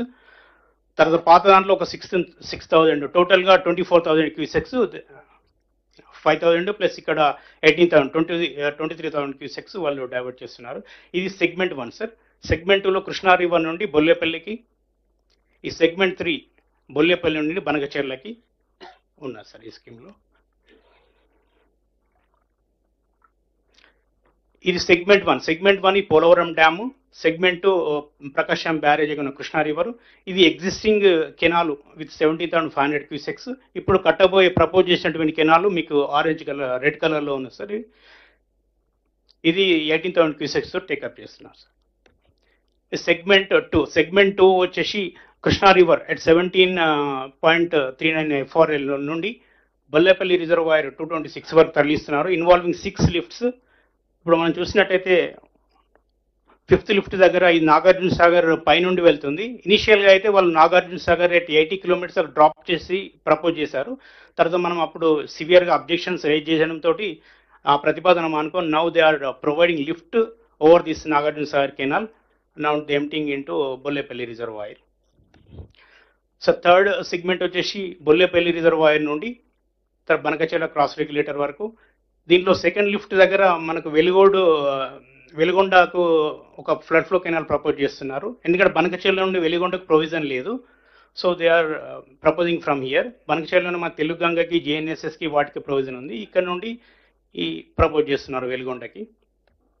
సో దీంట్లో ఉన్నటువంటి components canal systems, pipe lines, tunnels, power requirement, forest land, cost involvement కూడా ఈ సెగ్మెంట్ వైజ్ ఇక్కడ డిస్క్రిప్షన్ ఇవ్వడం సరే సార్. ఈ 3 సెగ్మెంట్లో మనం చూసుకున్నట్టు 23,000 క్యూసెక్లు దాదాపు అంటే equal to 2 TMC per day and total cost is involving 81,900 crores sir. So స్థూలంగా దీని proposal sir, initially now they are planning 200 TMC but ultimate their aim is to divert 300 TMC annually within 100 days. ప్రజెంట్కి 2 TMC కడుతున్నా కూడా even now that they are designing entire infrastructure to additional 1 TMC. Total 3 TMC now they are investing canals, pipelines and lifts, everything. Thank you, sir. Okay, go to the next slide. Sir, one more slide. Sir ఈ project లో భాగంగా ఈ pre feasibility Andhra Pradesh ప్రభుత్వము CWC కూడా submit చేయడం జరిగింది. దీనిలో పొందుపరిచిన అంశాల విధంగా ఆయకట్టు ఎలా ఉందో ఒకసారి చూద్దాం సార్. దీంట్లో కొత్త ఆయకట్టు నాగార్జున సాగర్ ఫేజ్ 2 కింద ఒంగోలు డిస్టిక్ లో ప్రపోజ్ చేస్తున్నారు సార్, 4.2 lakh acres. తర్వాత పోలవరం బనకచెర్ల సెగ్మెంట్ 3లో ఒక 39,000 acres. తర్వాత ఓర్వకల్లు లిఫ్ట్ ఇరిగేషన్స్ కింద 1.3 lakh acres, other lift schemes కింద 1.52 lakh acres. మీరు చూసినట్టయితే ఇక్కడ Gandikota, Chitravathi balancing reservoir, Somasila, GNSS Chittoor district which is about 1000 kilometers away from Polavaram దీంట్లో పార్ట్ ఉంది సార్. టోటల్గా కొత్త ఆయకట్టు 7.41 lakh acres ప్రపోజ్ చేస్తున్నారు సార్, యూటిలైజింగ్ 60 TMC. దీంట్లో మనం చూసినట్టయితే ఈ నెక్స్ట్ స్లైడ్లో సార్, దీంట్లో ఈ ప్రాజెక్ట్స్లో స్టెబిలైజేషన్ ప్రపోజ్ చేస్తున్నారు 22.59 lakh acres, Teluganga, Galeru Nagari. And new ayacut కింద 60 TMC, ఇప్పుడు మనం చూసాం 7.51 lakh acresకి. సో ఇవి ayacut details sir. Thank you sir. Okay, good. Next slide. ఇప్పుడు బేసిక్ గా ఇది మనకెందుకు అబ్జెక్షన్స్ ఉన్నాయనే విషయం నేను కొంత మీ ముందు ఉంచి ఎందుకు అబ్జెక్ట్ చేస్తున్నాం, ఇప్పటి వరకు ఆంధ్రప్రదేశ్ ప్రభుత్వం ఏం ప్రతిపాదించింది, మనం ఇప్పటివరకు ఏం చర్యలు తీసుకున్నాము, ముందు ఏ విధంగా ముందుకు పోతున్న విషయం కూడా నేను మీకు మనం చేస్తున్నాను. ఇది ఇప్పుడు వాళ్ళు ప్రపోజ్ చేసిన పోలవరం బనకచెర్ల ప్రాజెక్టు వాళ్ళు 82,000 కోట్లతో ప్రతిపాదించారు. అది కేంద్ర ప్రభుత్వానికి ప్రీ ఫీజిబిలిటీ రిపోర్ట్ సబ్మిట్ చేశారు. మరి కేంద్ర ప్రభుత్వంతో జలవనరుల మంత్రిత్వ శాఖనే కాదు, ఆర్థిక మంత్రికి ఈ ప్రాజెక్టులని ఫైనాన్సింగ్ కూడా సెంట్రల్ గవర్నమెంట్ అడిగినరు. సరే, కేంద్ర ప్రభుత్వం ఏ విధంగా రియాక్ట్ అయిందో మనకు తెలియదు. అయితే ఆంధ్రప్రదేశ్ రీఆర్గనైజేషన్ యాక్ట్ 2014 ప్రకారం ఇరు రాష్ట్రాలు ఏర్పడిన తర్వాత ఏ కొత్త ప్రాజెక్టు కట్టినా 2 రాష్ట్రాలు ఒప్పుకుంటేనే ఆ ప్రాజెక్టు కట్టొచ్చు. అది చాలా స్పష్టంగా ఏపీ రీఆర్గనైజేషన్ యాక్ట్ లో ఉంది. మరి మేము ఇప్పుడు రిప్రజెంట్ చేసింది సెంట్రల్ గవర్నమెంట్ కి. ఇప్పుడు వాళ్ళు AP reorganisation act is a law, అంటే pass by both house of parliament and gazetted by president of India. ఇది ఏపీ రీఆర్గనైజేషన్ యాక్ట్ కి వ్యతిరేకం అని చెప్పి చాలా స్పష్టంగా తెలియజేయడం జరిగింది. అదేవిధంగా మేము సెంట్రల్ గవర్నమెంట్ ఇది కూడా చెప్పినాం, ఏపీఆర్ఏ 2014 ప్రకారం ఈ పద్ధతి అనుసరించకుండా కేంద్ర ప్రభుత్వం కూడా ఏ విధమైన సమీక్ష చేపట్టకూడదు అని చెప్పి సెంట్రల్ గవర్నమెంట్ చెప్పడం జరిగింది. అంటే మా అనుమతి లేనిది మీరు దీన్ని సమీక్షించడానికి ఇది చట్ట వ్యతిరేకం చెప్పడం జరిగింది. అదేవిధంగా పోలవరం ఇరిగేషన్ ప్రాజెక్టు ఒక నేషనల్ ప్రాజెక్టు, దాని కింద కూడా దానికి సెంట్రల్ గవర్నమెంట్ ఫండింగ్ ఇచ్చింది, ఏపీ రీఆర్గనైజేషన్ యాక్ట్ కింద ఫండింగ్ ఇస్తున్నారు, మనకి అభ్యంతరాలు లేవు. కానీ ఇప్పుడు వాళ్ళు పెట్టిన ప్రపోజల్ ఆ పోలవరం ఇరిగేషన్ ప్రాజెక్టు కూడా మరి అతిక్రమించి నీళ్లు తీసుకుంటారు కాబట్టి దానికి కూడా మనం అబ్జెక్ట్ చేస్తున్నాము. ఇది తెలంగాణ ఇచ్చినట్లుగా భావించిన సమ్మతి వర్తింపు కాదు. పోలవరం బంకచెర్ల లింక్ ప్రాజెక్టుకి తెలంగాణ రాష్ట్రం యొక్క అనుమతి అవసరము అని స్పష్టంగా కేంద్ర ప్రభుత్వం తెలియజేసినాం. నెక్స్ట్, అదేవిధంగా ఒక పోలవరం ప్రాజెక్ట్ అథారిటీ ఉంది.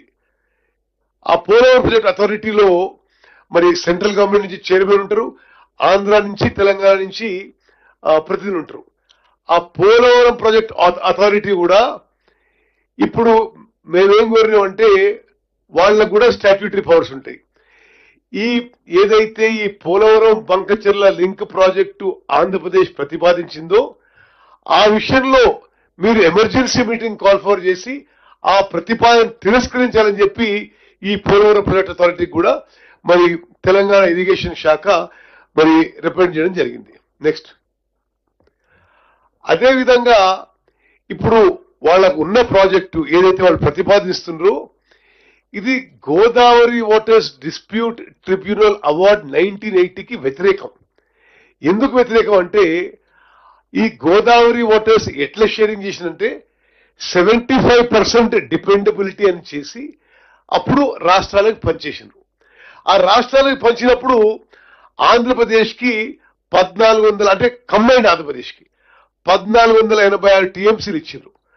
ఆ 1486 టీఎంసీల్లో 968 తెలంగాణకి, 518 టీఎంసీలు ఆంధ్రాకి ఇవ్వడం జరిగింది. ఇప్పుడు ఈ వాటాల విషయంలో కూడా మీరు ఏ విధంగా దీంట్లో మార్పు చేయడానికి వీలు లేదు. మీరు చెప్తున్న ఈ project Polavaram Banakacherla project Godavari waters dispute tribunal అవార్డుకి ఇది వ్యతిరేకం అని చెప్పి కూడా మేము స్పష్టంగా కేంద్ర ప్రభుత్వంలో కూడా అన్ని స్థాయిలో చెప్పడం జరిగింది. నెక్స్ట్ సరే నెక్స్ట్ పోయింది. మనం ఒక సారాంశం చెప్పాలంటే అన్ని విధాలుగా ఈ పోలవరం బంకచెర్ల లింక్ ప్రాజెక్టు చట్ట వ్యతిరేకము, దీన్ని వెంటనే తిరస్కరించాలి అని రిప్రజెంట్ చేసినాం. ముఖ్యమంత్రి గారు, నేను పలుమార్లు కేంద్ర మంత్రి జలవనరుల మంత్రి సిఆర్ పాటిల్ గారు కలిసి మరి ఏ విధంగా మీరు తిరస్కరించాలి, ఇది మా అబ్జెక్షన్స్ ఏంటిదని స్పష్టంగా చెప్పడం జరిగింది. నెక్స్ట్ అదేవిధంగా మన ప్రతిపాదన మేరకే మినిస్ట్రీ ఆఫ్ ఎన్వైరన్మెంట్ మరి వాళ్ళ ప్రాజెక్ట్ ప్రపోజల్ కూడా నిన్న వెనక్కి పంపింది. మనం ఏం చెప్పినాం, వాళ్ళ ప్రపోజలు ఇది గోదావరి వాటర్స్ డిస్ప్యూట్ ట్రిబ్యునల్ అవార్డుకి వ్యతిరేకం, యాజ్ ఇట్ ఈస్ గా కేంద్ర ప్రభుత్వం మన వాదన అంటే మినిస్ట్రీ ఆఫ్ ఎన్వైరన్మెంట్ ఒప్పుకుంది. అదేవిధంగా ఏపీ రియాలజీ యాక్ట్ వ్యతిరేకం, ఇది ఆ వాదన కూడా ఒప్పుకొని ఆంధ్రప్రదేశ్కి మీరు ఇది వెనక్కి తీసుకుపోయిన ప్రపోజల్ మళ్ళీ మీరు సిడబ్ల్యూసీ క్లియరెన్స్ చేసుకుని రండి అని చెప్పడం జరిగింది. నెక్స్ట్ అదేవిధంగా వాటర్ అవైలబిలిటీ విషయంలో కూడా మరి ఈ ప్రీ ఫీజిబిలిటీ రిపోర్ట్లో తెలంగాణ ప్రభుత్వంగా తెలంగాణ ప్రజల పక్షాన మనం సీరియస్ అబ్జెక్షన్ రైజ్ చేసినాం. అంటే ఏ విధంగానైతే ఆంధ్రప్రదేశ్ ప్రభుత్వం ఈ పోలవరం బంకచెర్ల ప్రాజెక్టులో నీటి అవైలబిలిటీ గురించి మాట్లాడిందో అది వాస్తవం కాదు. ఓన్లీ 75% డిపెండబిలిటీ మీద తీసుకోవాలి, ఫ్లడ్ వాటర్స్ మీద క్యాల్కులేట్ చేసుకొని తీసుకోవడానికి వీలు అని చెప్పి మన అబ్జెక్షన్ వాళ్ళకి ఫైల్ చేయడం జరిగింది. నెక్స్ట్ మరి what are the concerns of Telangana, మన ఆందోళన చెందడానికి కారణం ఏంటిది అంటే చాలా బేసిక్ భాషలో చెప్పాలంటే వాస్తవంగా కృష్ణా నదిపై కానీ గోదావరి నదిపై కానీ గత 10 ఏళ్ల పాటు బీఆర్ఎస్ ప్రభుత్వం నిర్లక్ష్యం, వైఫల్యం, అసమర్థత, కకృతి వలనే మనం ఈరోజు ప్రమాదకర పరిస్థితులు చేరినాం. ఎట్లా ఉదాహరణకి మరి కృష్ణా నదిపై పాలమూరు రంగారెడ్డి కానీ, కల్వకుర్తి కానీ, నెట్టంపాడు కానీ, కోయిల్ సాగర్ కానీ, భీమా కానీ, ఎస్ఎల్బిసి కానీ, డిండి కానీ ఏ ప్రాజెక్టులు పూర్తి చేయలేదు. అదేవిధంగా గోదావరిపై కూడా మరి సీతారామసాగర్ ప్రాజెక్టు కానీ, సమ్మక్క సారక్క కానీ, ఎప్పుడో మొదలుపెట్టే దేవాదుల కానీ, తుబడియట్టి కానీ ఏ ప్రాజెక్టులు కూడా పూర్తి స్థాయిలో పూర్తి చేయలేదు. అయితే ఇప్పుడు ఏమవుతుంది, అసలు మనం అధికారంలో వచ్చిన తర్వాత సీతారాం సాగర్ కి వాళ్ళు 10,000 కోట్లు ఖర్చు పెట్టినరు, చుక్క నీటి కేటాయింపు లేదు. మన ప్రభుత్వం వచ్చిన తర్వాత కేంద్ర ప్రభుత్వంలో అన్ని శాఖల్లో సమర్థవంతంగా రిప్రజెంట్ చేసి 67 టీఎంసీలు మరి హైడ్రాలజికల్ క్లియరెన్స్ తెప్పించుకుంది మన ప్రభుత్వం. ఇప్పుడు వాళ్ళు పోలవరం బంకచెర్ల ఫ్లడ్ వాటర్స్ మీద కలిస్తే రేపటి రోజు తెలంగాణకి గోదావరి నదీ జలాలపై మన హక్కులు కోల్పోతామనే మన ప్రధాన కన్సర్న్, ఆందోళన. అందుకోసం మనం అబ్జెక్ట్ చేస్తున్నాము. ఓకే నెక్స్ట్ అదేవిధంగా ఇప్పుడు మేము ఏమేమి స్టెప్స్ తీసుకున్నాం అనే విషయం కూడా మరి మీ అందరికీ మనం చేస్తున్నాం. ఇక్కడున్న గోదావరి రివర్ మేనేజ్మెంట్ బోర్డు మొదలుపెట్టి మరి కేంద్ర ప్రభుత్వంలో ఈ రివర్స్ విషయంలో, ఈ నదీ జలాల విషయంలో అన్ని స్టాట్యూటరీ అథారిటీస్ కి, అన్ని ప్రభుత్వ సంస్థలకి పలుమార్లు మరి ముఖ్యమంత్రి గారు మేము మా అబ్జెక్షన్స్, మా రిప్రజెంటేషన్ ఇవ్వడం జరిగింది. నెక్స్ట్ సరే, ఇది steps taken by the government, ఏ రోజు ఏం చేసినా అన్ని కూడా వివరంగా చెప్పడం జరిగింది. మరి కేంద్ర ప్రభుత్వంలో ఈ పోలవరం బంకచెర్ల ప్రాజెక్టుకి నిధులు ఇవ్వాలని చెప్పి కూడా ఆంధ్రప్రదేశ్ ముఖ్యమంత్రి కేంద్ర ప్రభుత్వం ఆర్థిక శాఖ మంత్రికి రిప్రజెంట్ చేస్తే వాళ్ళు సానుకూలంగా స్పందించినని మీడియా రిపోర్ట్స్ మీద కూడా మేము కేంద్ర ప్రభుత్వం ఆర్థిక శాఖకు కూడా రిప్రజెంట్ చేసినాం. ఈ ప్రాజెక్టు తెలంగాణ ఇంట్రెస్ట్ కి వ్యతిరేకం, మీరు ఈ ప్రాజెక్ట్స్ ఫైనాన్స్ చేయొద్దని చెప్పి కూడా మనం అక్కడ రిప్రజెంట్ చేయడం జరిగింది. ఈ నెక్స్ట్ రేట్ చూపెట్టండి. అయితే 28 మే నాడు నాకు కేంద్ర జలవనరుల మంత్రి రాసిన లేఖలో మీ అన్ని లేఖలు వచ్చినాయి. మీరు చెప్పిన విషయాలు, మీరు మీ ముఖ్యమంత్రి గారు చెప్పిన విషయాలు మేము తప్పనిసరిగా మీరు ఈ పోలవరం బంకచెర్ల ప్రాజెక్టుపై మీ అబ్జెక్షన్స్, మీరు చెప్పే విషయాలన్నీ కూడా rules, regulations, guide lines, tribunal awards, inter state agreements ప్రకారమే పరిశీలిస్తని చెప్పి వాళ్ళు మనకు హామీ ఇవ్వడం జరిగింది. నెక్స్ట్.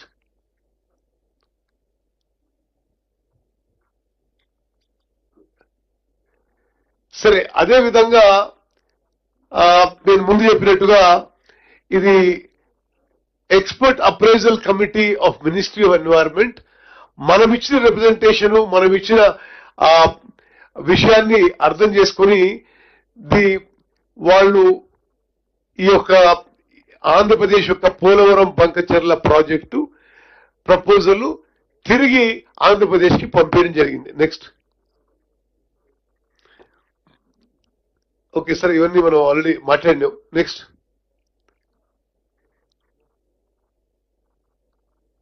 సరే, నెక్స్ట్. సరే మిత్రులారా, మరి మీరందరూ కూడా ఓపికతో ఈ ప్రజెంటేషన్ మొత్తం విన్నారు. నేను సారాంశం ఒక 2-3 విషయాలు మీకు తెలియజేస్తాను. ఒకటి, కృష్ణా నదీ జలాల విషయంలో కానీ, గోదావరి నదీ జలాల విషయంలో కానీ మన ప్రభుత్వం, ముఖ్యమంత్రి గారు, ఉప ముఖ్యమంత్రి గారు, మేమందరం కూడా చాలా సమర్థతతో, చిత్తశుద్ధితో, సిన్సియారిటీతో, కమిట్మెంట్ తో మన వాటర్ రైట్స్ ప్రొటెక్ట్ చేసుకోవడానికి, మన ప్రాజెక్టులు పూర్తి చేయడానికి ముందుకు పోతున్న విషయం నేను మనం చేస్తున్నాను. మరి ఎక్కడ ఎవరిని అప్రోచ్ కావాలంటే తప్పనిసరిగా మరి అప్రోచ్ అవుతున్నాం. ఏ అంశాలకి కోర్టుకు పోవాలంటే కోర్టుకు పోతున్నాం. కేంద్ర ప్రభుత్వం అంటే కేంద్ర ప్రభుత్వం, రివర్ మేనేజ్మెంట్ బోర్డు అంటే వాళ్ళ దగ్గర పోయి సమర్థవంతంగా మరి రిప్రజెంట్ చేస్తున్నాము. బీఆర్ఎస్ వాళ్ళ ప్రొపగాండా టోటలీ ఫాల్స్. ఉదాహరణకి కృష్ణా నదీ జలాల్లో ఉమ్మడి ఆంధ్రప్రదేశ్ కి 811 టీఎంసీ కేటాయిస్తే 512 వాళ్ళకి ఇచ్చేసేయండి ఆంధ్రాకి, మనకి 299 సరిపోతేని లిఖిత పూర్వకంగా కల్వకుంట్ల చంద్రశేఖరరావు గారు, హరీష్ రావు గారు 10 ఏళ్ల పాటు రాసిచ్చారు. మనం అధికారులు వచ్చిన తర్వాత ఇది ఒప్పుకోము, మాకే ఎక్కువ వాటర్ కావాలి, catchment area, population, drought poor area అని చెప్పి మాకే 70% వాటర్ కావాలని చెప్పి మనము మరి మన ప్రభుత్వం ట్రిబ్యునల్ పోయి ఆ మ్యాటర్ మళ్ళీ రీఓపెన్ చేసిన రీకన్సిడరేషన్ కోసము. అదేవిధంగా మరి సీఎం గారు నేను మొన్న పోయినప్పుడు సిఆర్ పాటిల్ గారు కలిసినప్పుడు ఈ ట్రిబ్యునల్ అవార్డు కూడా తొందరగా చేయించాలని చెప్పి మరి రిక్వెస్ట్ చేయించడం జరిగింది. అదేవిధంగా గోదావరి నదీ జలాల్లో సీతారామ ప్రాజెక్టు ఉమ్మడి ఖమ్మం జిల్లాకి గోదావరి నీళ్లతో మరి పూర్తి ఉమ్మడి ఖమ్మం జిల్లాని సస్యశ్యామలం చేసే ప్రాజెక్టు 10,000 కోట్లు ఖర్చు పెట్టిన తర్వాత కూడా వాళ్ళకి ఒక్క చుక్క నీటి కేటాయింపు తేలేకపోయినరు. మనం వచ్చిన 1 year లో 67 టీఎంసీలు సీతారాం సాగర్ ప్రాజెక్టుకి నీటి కేటాయింపు మరి కేంద్ర ప్రభుత్వంతో చేయించినము.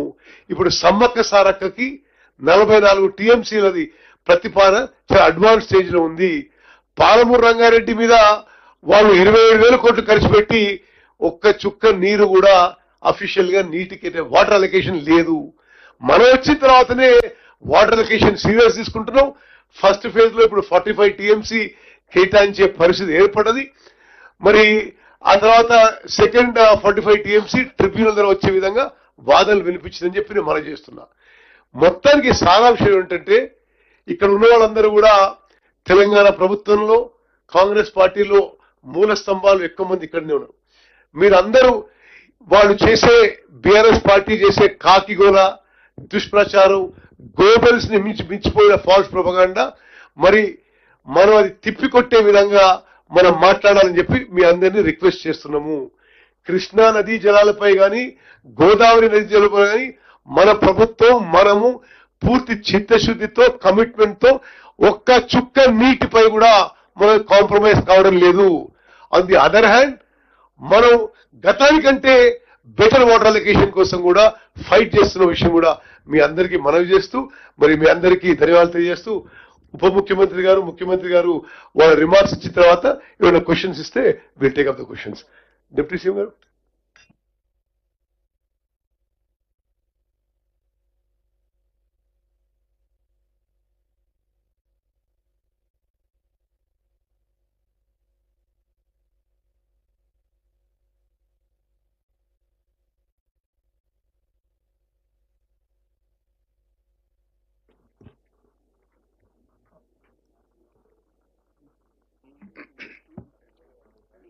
గోదావరి నదీ జలాల వినియోగము ప్రాజెక్టుల యొక్క అనుమతులకు సంబంధించి తెలంగాణ రాష్ట్ర ప్రభుత్వ సాగునీటి పారుదల శాఖ మంత్రివర్యులు ఉత్తమ్ కుమార్ రెడ్డి గారు ఒక సంపూర్ణమైన ముఖ చిత్రం గోదావరి జలాలకు సంబంధించిన సమాచారాన్ని అంతా ఇక్కడికి విచ్చేసిన పెద్దలందరికీ వివరించడం జరిగింది. ఇక్కడ ప్రొఫెసర్ కోదండరామ్ గారి నుంచి మొదలు పెడితే కడియం శ్రీహరి గారి వరకు తెలంగాణ ఉద్యమం సమయంలో నీళ్ల మీదనే మన ప్రధానమైన చర్చ జరిగింది. నీళ్లకు నాగరికతకు ఎంత దగ్గర సంబంధం ఉంటుందో నీళ్లకు తెలంగాణ ప్రజలకు అంతకంటే దగ్గరగా వాటితో అనుబంధం ఉన్నది. ఈ నీళ్లలో జరిగిన అన్యాయమే ప్రత్యేక రాష్ట్ర పోరాటానికి పునాది పడ్డది. తెలంగాణలో ఉన్న ఎవరైనా ఏ విషయంలో అయినా ప్రధానంగా ఈరోజు ఈ సమావేశ స్థలిలో ఉన్నవాళ్ళు మిగతా విషయాలలో ఏకాభిప్రాయం ఉన్నా లేకపోయినా భిన్నాభిప్రాయాలు ఉన్నా నీళ్ల విషయంలో మనందరికీ ఏకాభిప్రాయం ఉన్నది. తెలంగాణ రైతులు తెలంగాణ ప్రజల యొక్క హక్కులను కాపాడాలి. దానికి సంబంధించి తెలంగాణ ప్రజల యొక్క నీటి హక్కులను కాపాడాలంటే ఒకటి సాంకేతికంగా, రెండు రాజకీయపరమైన విధానం, మూడు న్యాయపరమైన విధానం. సమయం సందర్భాన్ని బట్టి వ్యూహాత్మకంగా వ్యవహరించి తెలంగాణ ప్రజల యొక్క హక్కులను కాపాడాలనేది ఈ సమావేశంలో ఉన్న అందరి ఆలోచన, ముఖ్య ఉద్దేశం. కానీ గత ప్రభుత్వం దాదాపుగా 9.5 సంవత్సరాలు ముఖ్యమంత్రిగా, 5 సంవత్సరాలు కేసీఆర్ గారు సాగునీటి పారుదల శాఖ మంత్రిగా, అంతకంటే ముందు 5 సంవత్సరాలు హరీష్ రావు గారు సాగునీటి పారుదల మంత్రిగా శాఖలు నిర్వహించారు. అంటే 9.5 సంవత్సరాలు ప్రత్యేక తెలంగాణ రాష్ట్రంలో హరీష్ రావు గారు, చంద్రశేఖర్ రావు గారే ఈ శాఖలు నిర్వహించడం జరిగింది. చాలా మంది ఆ పార్టీలో ప్రభుత్వంలో అనుభవజ్ఞులు ఉన్న ఈ శాఖ మాత్రం వారి దగ్గరనే ఉంది. వారు తెలంగాణ ప్రజల హక్కులను కాపాడతారు. తెలంగాణ ప్రజల యొక్క నీళ్లను వాళ్ళు మన ప్రాంతంలో ఉండే భూములకు తరలిస్తారనేదే వాళ్ళని నమ్మిన వాళ్ళందరి యొక్క విశ్వాసం. ఆ విశ్వాసాన్ని వమ్ము చేస్తూ నిర్లక్ష్యమో లేకపోతే అహంకారమో తెలియదు, వాళ్ళు తీసుకున్న నిర్ణయాలు తెలంగాణకు ఒక గుదిబండగా మరణశాసనంగా తయారైనవి. ఈ ప్రాంతానికి ప్రధానంగా 2 నదులు, ఒకటి కృష్ణా నది, 2 గోదావరి నది. ఒక 2 నిమిషాలు కృష్ణా నది గురించి మనము చర్చించుకోవాల్సి వస్తే, కృష్ణా నది మహారాష్ట్రలో పుట్టి కర్ణాటక, తెలంగాణ, ఆంధ్రప్రదేశ్ ఆనాటి ఉమ్మడి రాష్ట్రానికి 811 టీఎంసీలు నికర జలాలు. నీళ్లను 3 రకాలుగా మనం చర్చించుకుంటాం: నికర జలాలు, మిగులు జలాలు, వరద జలాలు. నికర జలాలు అంటే గ్యారెంటీగా నీళ్లు వస్తాయనేది. మిగులు జలాలు అంటే అప్పుడప్పుడు కొంచెం అధికంగా సీజన్లో వానలు ఎక్కువ పడితే మిగులు జలాలు. వరద జలాలు అంటే అనుకోకుండా తుఫాన్లు వచ్చో లేకపోతే ఏదైనా కారణాల చేత విపరీతమైన నీళ్ళు వచ్చినప్పుడు వచ్చేటి వరద జలాలు. నీళ్ళని 3 రకాలుగా విభజించినప్పుడు నికర జలాల మీద స్పష్టమైన కేటాయింపులు జరిగినాయి. ఉమ్మడి ఆంధ్రప్రదేశ్కు 500, ఉమ్మడి ఆంధ్రప్రదేశ్లో 811 టీఎంసీల కేటాయింపులు జరిగితే తెలంగాణ రాష్ట్రం వచ్చినప్పుడు 3 రాష్ట్రాలు కాస్త 4 అయినాయి. మహారాష్ట్ర, కర్ణాటక, ఉమ్మడి ఆంధ్రప్రదేశ్ నుంచి 4వ రాష్ట్రంగా కృష్ణానది పరివాహక ప్రాంతంలో తెలంగాణ రాష్ట్రం అవతరించింది. మరి ఆనాడు విభజన సందర్భంగా ఈ నీళ్ల కేటాయింపులు రాష్ట్రం ఏర్పడ్డ తర్వాత వివాదాలు వస్తాయనే ఆనాడు ముందస్తు ఆలోచనతోని మన్మోహన్ సింగ్ గారు అందరి సూచనలు తీసుకొని నదీ పరివాహక నిర్వహణ కమిటీలను కృష్ణా రివర్ మేనేజ్మెంట్ బోర్డు ఈ 2 రాష్ట్రాల యొక్క నీటి కేటాయింపుల నుంచి నీళ్ల వినియోగం వరకు వివాదాల పరిష్కారం కోసము ఒక రివర్ మేనేజ్మెంట్ బోర్డును అపాయింట్ చేసింది. ఏ రాష్ట్రానికైనా సమస్య ఉంటే రివర్ మేనేజ్మెంట్ బోర్డుకి వెళ్ళి విన్నవించుకుంటే వాళ్ళ ఎదురుగున్న రాష్ట్రాన్ని వివరణ అడిగి ఆ అనుమానాలను నివృత్తి చేయడము, లేకపోతే దానికి సంబంధించిన ఆదేశాలు ఇవ్వడానికి ప్రాజెక్టుల నిర్వహణతో పాటు కొత్తగా ప్రాజెక్టులు నిర్మించుకోవాలంటే కూడా రివర్ మేనేజ్మెంట్ బోర్డు అనుమతి తీసుకోవాలని ఆ రోజు ఆదేశాలు ఇచ్చింది. దాంట్లో భాగంగా కృష్ణానదిలో ఉండే ప్రాజెక్టుల ప్రాతిపదికన నీటి విషయాలు చర్చకు వచ్చినప్పుడు 2015లో హరీష్ రావు గారు ఆనాటి ప్రభుత్వం అందరూ ఉమ్మడి రాష్ట్రానికి సంబంధించిన మరి 811 టీఎంసీలను ఏ విధంగా మనం వాడుకోవాలి ఏంది అని చర్చ వచ్చినప్పుడు హరీష్ రావు గారు ఈ ప్రభుత్వానికి ఆ రోజు విద్యాసాగర్ రావు గారు కూడా సభ్యులు, వారు సాగునీటి ప్రాజెక్టులకు సలహాదారులుగా ఉండే, వీళ్ళందరూ వెళ్ళి ఆ రోజు మీటింగ్ ఏర్పాటు చేసుకుని ఆ మీటింగ్లో ఒక సంతకం పెట్టుకున్నారు. ఇది 18-19 జూన్ 2015 నాడు. ఏమని 811 టీఎంసీలలో 512 టీఎంసీలు ఆంధ్రప్రదేశ్ వాడుకోవచ్చు, 299 టీఎంసీలు మేము తెలంగాణ వాడుకుంటాం, మాకు సరిపోతుందని చెప్పి మొట్టమొదటిసారి కృష్ణానది పరివాహక ప్రాంతంలో ఉన్న తెలంగాణ రైతాంగం పాలిట ఒక మరణ శాసనాన్ని ఆనాటి ప్రభుత్వం మొట్టమొదట సంతకం పెట్టి వచ్చి ఒప్పందాలు చేసుకొని వచ్చింది. ఆ ఒప్పందం వచ్చినప్పుడు కూడా మేము అందరం అభ్యంతరం పెట్టినాం. కృష్ణానది పరివాహక ప్రాంతం 88%, 68% తెలంగాణ ప్రాంతంలో ఉంది, 32% ఆంధ్రప్రదేశ్ మీద ఉన్నది. కాబట్టి పరివాహక ప్రాంతం ప్రకారం అంతర్జాతీయ జల విధానంలో పరివాహక ప్రాంతానికే ఎంత పరివాహక ప్రాంతం ఉంటే నీటి కేటాయింపులు అన్ని జరగాలి.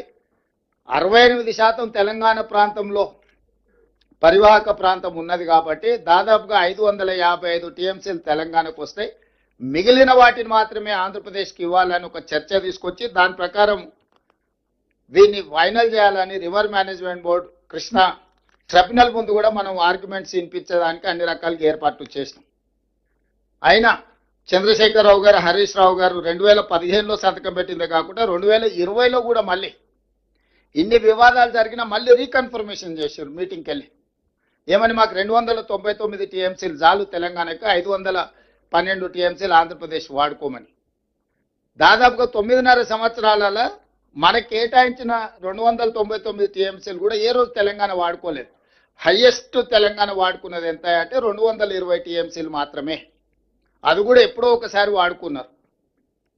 ఈ 9.5 సంవత్సరాలలో ప్రధానమైన ప్రాజెక్టులు కృష్ణానది మీద నిర్మించిన కల్వకుర్తి నీటి కేటాయింపుల విషయంలో కానీ, పాలమూరు రంగారెడ్డి ఎత్తిపోతల కేటాయింపుల విషయంలో కానీ, నిర్మాణంలో ఉన్న ఎస్ఎల్బిసి కావచ్చు, భీమా కావచ్చు, నెట్టంపాడు కావచ్చు, కోయిల్ సాగర్ కావచ్చు, కల్వకుర్తి కావచ్చు, లేకపోతే పాలమూరు రంగారెడ్డి ఎత్తిపోతల కావచ్చు, సీతారామసాగర్ కావచ్చు, ఇట్లా మహబూబ్ నగర్, రంగారెడ్డి, నల్గొండ, ఖమ్మం వరకు కృష్ణానది మీద ఉన్న ప్రాజెక్టులకు నీటి కేటాయింపులకు అనుమతులు తీసుకురావాలి, నిర్మాణాలను పూర్తి చేయలేదు. దీనివల్ల మనం ఏవైతే కేటాయింపులు జరిగిన 299 టీఎంసీలు కూడా మనం వాడుకునే పరిస్థితి లేకుండా తెలంగాణకు పూర్తిగా అన్యాయం జరిగింది. నిజంగానే ఆ ప్రాజెక్టులు పూర్తి చేస్తే మన ప్రాజెక్టులు పూర్తి అయినప్పుడు ఆ 299 వాడుకోవడమే కాదు, మనకు 555లో మన హక్కు ఏ విధంగా ఉందో కొట్లాడి మనం అది సాధించుకోవడానికి అవకాశం ఉండే. ప్రతిసారి ఆంధ్రప్రదేశ్ మన పాలమూరు రంగారెడ్డి ఎత్తిపోతల లేకపోతే కల్వకుర్తికి నీటి కేటాయింపులు వచ్చినప్పుడల్లా వాళ్ళు అభ్యంతరాలు పెట్టేవాళ్ళు. మాకు కృష్ణా డెల్టా ప్రాంతంలో ఆయకట్టు స్థిరీకరించబడ్డది, మా ప్రాంతానికి మొత్తం మా స్థిరీకరించిన ఆయకట్టుకు నీళ్లు వాడుకున్నాకనే మిగులుతూనే తెలంగాణ తీసుకోవాలని ఒక వాదన తీసుకొచ్చి ఏ రోజు కూడా మన కేటాయింపుల విషయంలో స్పష్టమైన ఆదేశాలు తీసుకోవడానికి అభ్యంతరం పెడితే అండర్ కన్స్ట్రక్షన్లో ఉన్న ప్రాజెక్టులు పూర్తి చేసి ఉంటే మన సమస్యకు పరిష్కారం దొరికి ఉండేది. కానీ ఏ రోజు కూడా చంద్రశేఖరరావు గారు ఆ దిశగా పనులు పూర్తి చేయలేదు. 9.5 సంవత్సరాలైనా ఉమ్మడి రాష్ట్రంలో మొదలుపెట్టిన ప్రాజెక్టులు అక్కడనే ఉన్నాయి. ఇప్పుడు అవే వారసత్వం మనకు వచ్చింది. ఇప్పుడు మనము నిరంతరం ప్రయత్నం చేస్తున్నాం ప్రాజెక్టులను ఏ విధంగా పూర్తి చేయాలో, దీనికి కేంద్ర ప్రభుత్వం నుంచి ఏ విధంగా నీటి కేటాయింపులను సాధించుకోవాలని. కానీ కేంద్ర ప్రభుత్వం కూడా ఈ సమస్యను పరిష్కరించాలన్న ఆలోచన, దీనికి శాశ్వతమైన ఒక విధానాన్ని ఇవ్వడం ద్వారా ఈ సమస్యను పరిష్కరిద్దామని ఈ 10 సంవత్సరాలు 11 సంవత్సరాలుగా కూడా మోడీ గారి ప్రభుత్వం దీని మీద దృష్టి పెట్టలేదు. ఈ సమస్యల్ని పరిష్కరించుకోవడానికి టెక్నికల్ కమిటీ, అంటే ఈ ప్రాజెక్టులకు సంబంధించిన సాంకేతిక అంశాలు చర్చించడానికి టెక్నికల్ ఆఫీసర్స్ కమిటీ, దీనిపైన చర్చించడానికి ఆఫీసర్స్ కమిటీ, ఎగ్జిక్యూటివ్ ఆఫీసర్స్ అంటే ఐఏఎస్లతోని, ఆ పైన సమస్యలు వచ్చినప్పుడు మాట్లాడుకోవడానికి ఒక మినిస్టర్ లెవెల్స్ కమిటీ, ఆ పైన అపెక్స్ కౌన్సిల్.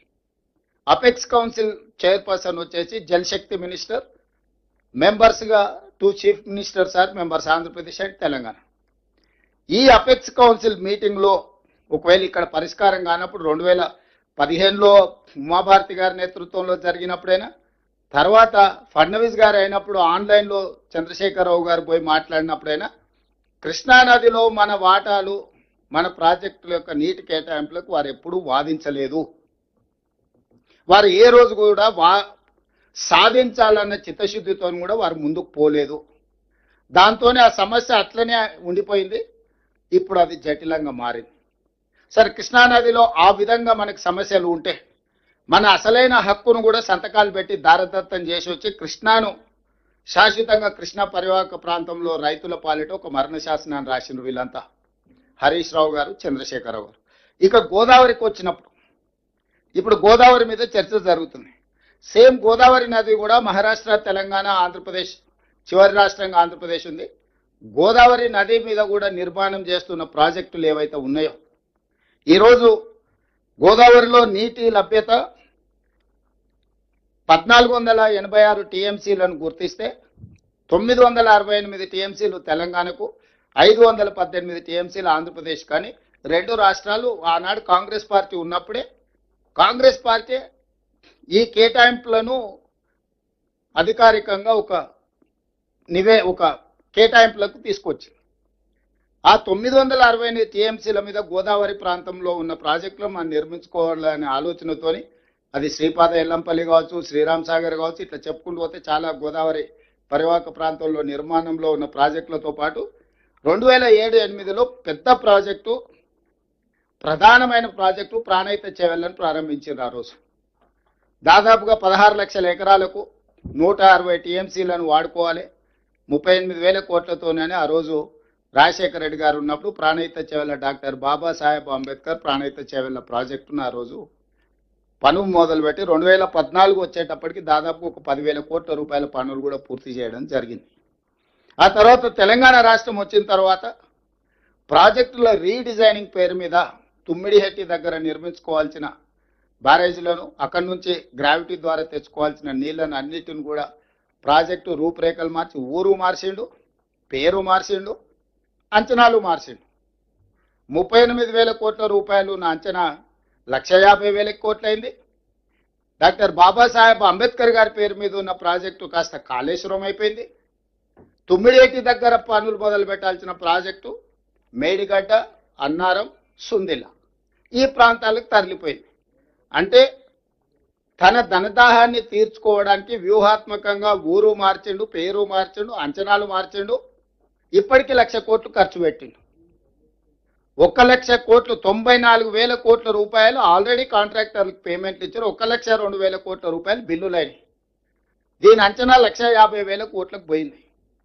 ఇంకా ప్రాజెక్టులో టెండర్లు పిలవాల్సినవి, ఇంకా పూర్తి చేయాల్సిన పనులు ఇంకొక 50,000 కోట్లకు మినిమం ఉంటాయి. అంటే దానికి ఒక ప్రాపర్ షేప్ ఆ ప్రాజెక్టు రావాలి అని అంటే కనీసంగా ఇంకొక 50,000 కోట్ల పన్నులను మళ్ళీ పెంచాలి. 38,000 కోట్లతోని కావాల్సిన కాళేశ్వరాన్ని ఇప్పటికి ఉన్న దాని ప్రకారం 1,50,000 కోట్లు అయింది. మిగతా పన్నులు కూడా ఇందులో కలుపుకుంటే 2 లక్షల కోట్ల రూపాయలు అవుద్ది. ఇందులో 1,00,000 కోట్ల రూపాయలు ఖర్చు పెట్టింది.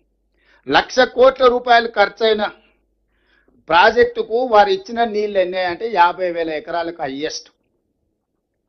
ఇప్పటి వరకు ఆయన ఎత్తిపోసింది మొత్తము 168 టీఎంసీలు అయితే వర్షాలు వరదలు వస్తే 118 ఎత్తి మేడిగడ్డ నుంచి ఎత్తి అన్నారంలో వచ్చిండు, అన్నారం నుంచి ఎత్తి సుందిళ్ళలో వచ్చిండు, సుందిళ్ళ నుంచి ఎత్తి మిడ్మానేరులో వచ్చిండు. ఈ నీళ్లు పైకి వచ్చే లోపల పైన వర్షం వచ్చింది, అవి నిండా ఎక్కువైపోయి దాన్ని ఆపలేక గేట్లు తెరిచి మళ్ళీ అన్ని కలిపి సముద్రంలోకి వదిలేరు. 7,000 కోట్లు ఎల్లంపల్లి శ్రీపాద ఎల్లంపల్లి నుంచి ఆ గేట్లు ఎత్తితే ఈయన మొత్తం మేడిగడ్డ అన్నారం సుందిల నుంచి ఎత్తెత్తి శ్రీపాద ఎల్లంపల్లిలో పోసిన నీళ్లు పైన వర్షం వచ్చి వరద రాగానే దాంట్లో నిలపలేక గేట్లు ఎత్తితే మళ్ళీ మొత్తం 118 టీఎంసీలు సముద్రంలోకి కలిసింది. కానీ ఈ లోపల ప్రభుత్వానికి పడ్డ భారం ఎంత విద్యుత్ మీద అంటే 7,000 కోట్ల రూపాయలు. 1,00,000 కోట్ల ఖర్చు, 7,000 కోట్ల కరెంటు బిల్లులు కడితే ఇచ్చిన ఎన్ని ఎకరాల కంటే 50,000 ఎకరాలకు నీళ్ళు ఇచ్చిండ్రు. ఇది చంద్రశేఖరరావు గారు 9.5 సంవత్సరాలలో గోదావరి బేసిన్ మీద సాధించిన ఘన విజయం. ఇక కట్టింది కూలింది నేను చెప్పాల్సిన పర్లేదు, నాకంటే మీకు అందరికీ పూర్తిగా అవగాహన ఉంది మేడిగడ్డ ఏమైంది వీటి.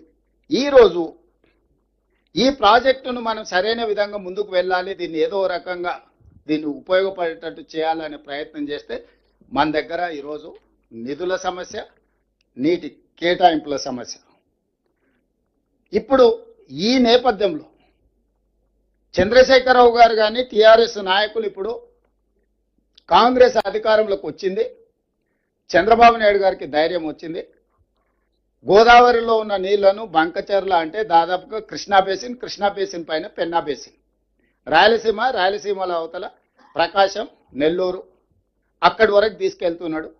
ఇది కాంగ్రెస్ పార్టీ ఈ ప్రభుత్వం ఇచ్చిన అలుసు. ఇది స్థూలంగా వాళ్ళు చేస్తున్న ఆరోపణ. ఈ నేపథ్యంలో మిమ్మల్ని అందరినీ మనందరం ఇక్కడ కూర్చొని జరిగిన నేపథ్యాన్ని వివరించుకుంటూ ఏ విధంగా వాళ్ళు అబద్ధాలు చెప్తున్నారు, ఈ అబద్ధాలతోని 2023లో అధికారం కోల్పోయినారు, 2024లో డిపాజిట్లు కోల్పోయినారు, 2025 ఎమ్మెల్సీ ఎన్నికలలో అభ్యర్థులు దొరకలేదు. ఇది ఆ పార్టీ రాజకీయ పరిస్థితి. ఒకరోజు అధికారం పోయింది, రెండోసారి డిపాజిట్లు పోయినాయి, మూడోసారి అభ్యర్థులు దొరకలే. ఇప్పుడు ఆ పార్టీ నందుల పునరుజ్జీవనం కాదు, రిజర్వేషన్ ఆఫ్ రివర్స్ కాదు, రిజర్వేషన్ ఆఫ్ టిఆర్ఎస్ పార్టీ కోసం ఈరోజు తాపత్రయపడుతున్నారు. ఇది నర్దుల పునరుజ్జీవనం కోసం చేస్తున్న ప్రయత్నం కాదు. ఆ పార్టీని పునరుజ్జీవింపజేసుకోవడానికి నీళ్ల సెంటిమెంట్ను వాడుకోవాలి. ఈ నీళ్ల సెంటిమెంటే తిరిగి మళ్ళీ పార్టీని బతికిస్తుంది. దానికి భూతంగా ఆ పక్క రాష్ట్రంలో ఉన్న ముఖ్యమంత్రిని, ఈ రాష్ట్రంలో ఉన్న ప్రభుత్వాన్ని ఒక భూతంగా చిత్రీకరించాలని కుట్రలు ఈరోజు క్షుద్ర పూజలు చేసినట్టుగా ఆయన ఫామ్ హౌస్లో కూర్చొని ఒక ఆలోచన చేస్తున్నాడు.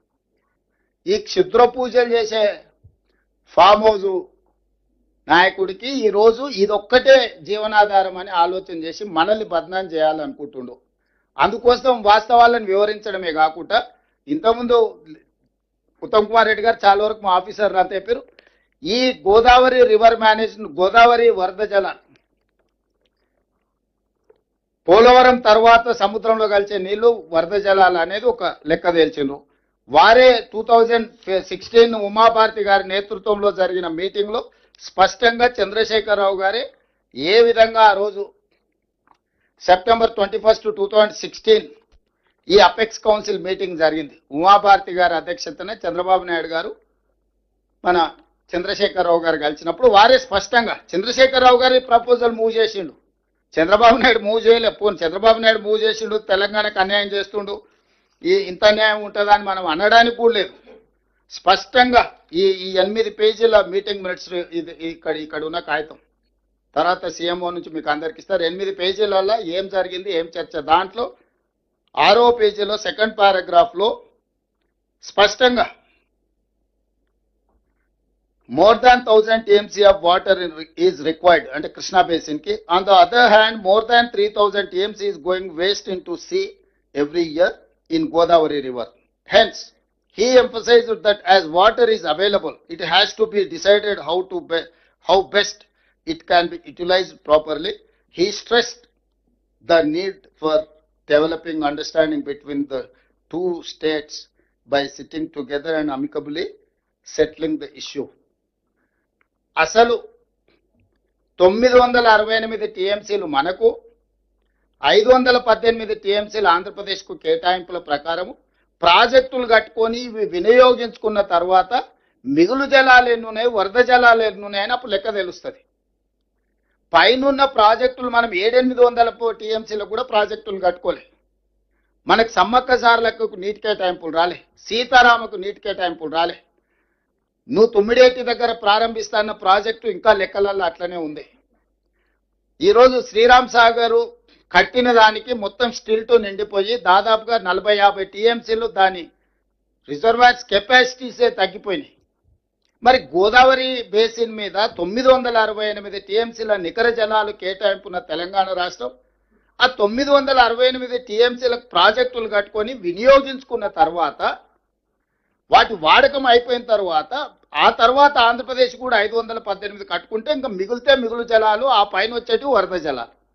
మరి చంద్రశేఖరరావు గారికి ఏ దేవుడు చెప్పిండో 3000 టీఎంసీలు ప్రతి సంవత్సరం వరద జలాలు సముద్రంలో కలుస్తున్నాయని లేని ఏగు పెట్టి రాచపుండును పెట్టిందే చంద్రశేఖరరావు. ఈ రాచపుండు బేసిస్ మీద ఈ బేసిన్లో చంద్రబాబు నాయుడు గారు 2016లోనే జీఓఆర్ నెంబర్ 262 క్లియర్గా ఆయన ఏమి ఇచ్చిండు, వ్యాప్కోస్కి సర్వే కోసము preparation of detailed project report providing water supply for drinking, industrial and irrigation needs of Rayalaseema, Prakasam and Nellore district by diverting flood waters from Godavari river to Penna river.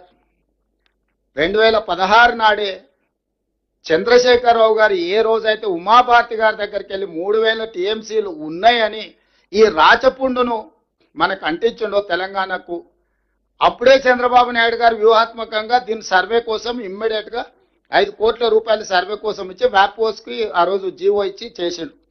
దాని తర్వాత ఇన్ కంటిన్యూషన్ ఆఫ్ దట్ ఇంకా అవతల నుంచి కూడా తీసుకెళ్లడానికి మళ్ళీ జీఓఆర్ number 230 29/3/2018 ఇంకొక GO ఇచ్చింది దీని కొనసాగింపుగా. ఈ రెండింటి నేపథ్యంలో ఫేజ్ 1 కింద దాదాపుగా 200 పేజీల రిపోర్టు వ్యాప్కోస్ వాళ్ళు ఆంధ్రప్రదేశ్కి 2018లోనే సబ్మిట్ చేశారు. దాంట్లో 4 రకాల ప్రతిపాదనలు. పెన్నాకు గోదావరి జలధార 4 ఆప్షన్స్ ఇచ్చారు. ఆప్షన్ 1, ఆప్షన్ 2, ఆప్షన్ 3, ఆప్షన్ 4 4 రకాల ఆప్షన్స్ ఉన్నాయి. ఇందులో option 4 is the best option. దీని ప్రకారం 400 టీఎంసీలు తీసుకొచ్చి ఈ రోజు మనం 200 టీఎంసీ గురించి మాట్లాడుతున్నాం. యాక్చువల్గా this project is design for 400 TMC, not for 200. టెంపరీగా ఇన్ఫ్రాస్ట్రక్చర్ అంతా 200 టీఎంసీకి చూపిస్తున్నారు, కానీ వాళ్ళు సివిల్ వర్క్లు మొత్తము ఇప్పుడు పంపించిన పిఎఫ్ఆర్ ఏదైతే ఉందో ఫీజిబిలిటీ రిపోర్ట్ ఏదైతే ఇచ్చిండ్రో అందులో 300 టీఎంసీకి ఆల్రెడీ డిజైన్ చేశారు. పంపులు మాత్రమే ఫిట్ చేస్తున్నారు. ఇంకొక 100 టీఎంసీకి 200 టీఎంసీలకు పంపులు ఫిట్ చేస్తారు. 300 టీఎంసీకి మొత్తం ప్రాజెక్టులు కడుతున్నారు. కెనాల్స్ కానీ పంపులు ఫిట్ చేసుకోవడానికి అవసరమైన కాంక్రీట్ స్ట్రక్చర్స్ ఇవన్నీ. సో 400 టీఎంసీని ఏ విధంగా అప్ టు ప్రకాశం నెల్లూరుకి తీసుకెళ్లాలనో 2016 నాడే చంద్రశేఖరరావు గారు చెప్పుడు, చంద్రబాబు నాయుడు గారు ఇదే అదనుగా తీసుకొని పనులు మొదలుపెట్టుడు. చంద్రబాబు నాయుడు గారి హయాంలోనే మొదటిసారి చంద్రబాబు నాయుడు గారి హయాంలోనే ఇన్ని పేజీల రిపోర్టు వ్యాప్కోస్ ఆంధ్రప్రదేశ్ గవర్నమెంట్కి ఇచ్చింది. ఏ ఒక్క రోజు కూడా చంద్రబాబు నాయుడు గారు ఉన్నప్పుడు 16 నుంచి 19 వరకు ఏ ఒక్క రోజు ఇది చంద్రబాబు నాయుడు గారిని వ్యతిరేకించలేదు చంద్రశేఖరరావు గారు. ఇది వదిలేసి 2019లో మళ్ళీ జగన్మోహన్ రెడ్డి గారు రాగానే ఇప్పుడు అన్ని పవర్ పాయింట్ ప్రజెంటేషన్లు చూపించారు. In continuation of Chandrababu Naidu proposal Jaganmohan Reddy గారు వచ్చినాక కూలంకషంగా డీటెయిల్డ్ ప్రాజెక్టుతోని ఇదే ప్రగతి భవన్లు ఇక్కడనే మిత్రులు పొన్నం ప్రభాకర్ గారు చెప్తారు, ఇదే ప్లేస్లో జగన్మోహన్ రెడ్డిని పిలిచి మంచి భోజనం పెట్టి పవర్ పాయింట్ ప్రజెంటేషన్ ఇచ్చి ఏ విధంగా గోదావరి జలాలను పెన్నా పరివాహక ప్రాంతానికి బంకచెర్ల వరకు తరలించుకెళ్లాలను చంద్రశేఖరరావు గారే వాళ్ళకి మొత్తం నేర్పిండు. ఈరోజు ఆయన 80,000 పుస్తకాలు చదివిన తెలివితేటలు విశ్వాసం ఏదైనా ఉంటే తెలంగాణ ప్రజల పట్ల చూపించాలి. వారు చంద్రబాబు నాయుడు ఇక్కడికి వచ్చినా గోదావరి జలాలే తీసుకుపోతామన్నారు. జగన్మోహన్ రెడ్డి ఇక్కడికి వచ్చినా గోదావరి జలాలే తీసుకుపోతామన్నారు. చంద్రశేఖరరావు గారు నగరి రోజా గారింటికి వెళ్ళినా కూడా గోదావరి జలాలని మీకు ఇచ్చి రాయలసీమను రతనాల సీమ చేస్తా అన్నాడు. అంటే మా ఇంటికి వస్తే ఏం తెస్తావు, మీ ఇంటికి వస్తే ఏం పెడతావు అనే విధానము స్పష్టంగా ఇక్కడ ఉంది. ఈ నేపథ్యంలో రెండోసారి ముఖ్యమంత్రికి వచ్చిన చంద్రబాబు నాయుడు గారు పాత ఫైల్స్ అన్నిటికీ దుమ్ము దులిపి ఇప్పుడు ఆ పనులను ముందుకు తీసుకెళ్లడానికి మొదలుపెట్టిండ్రు.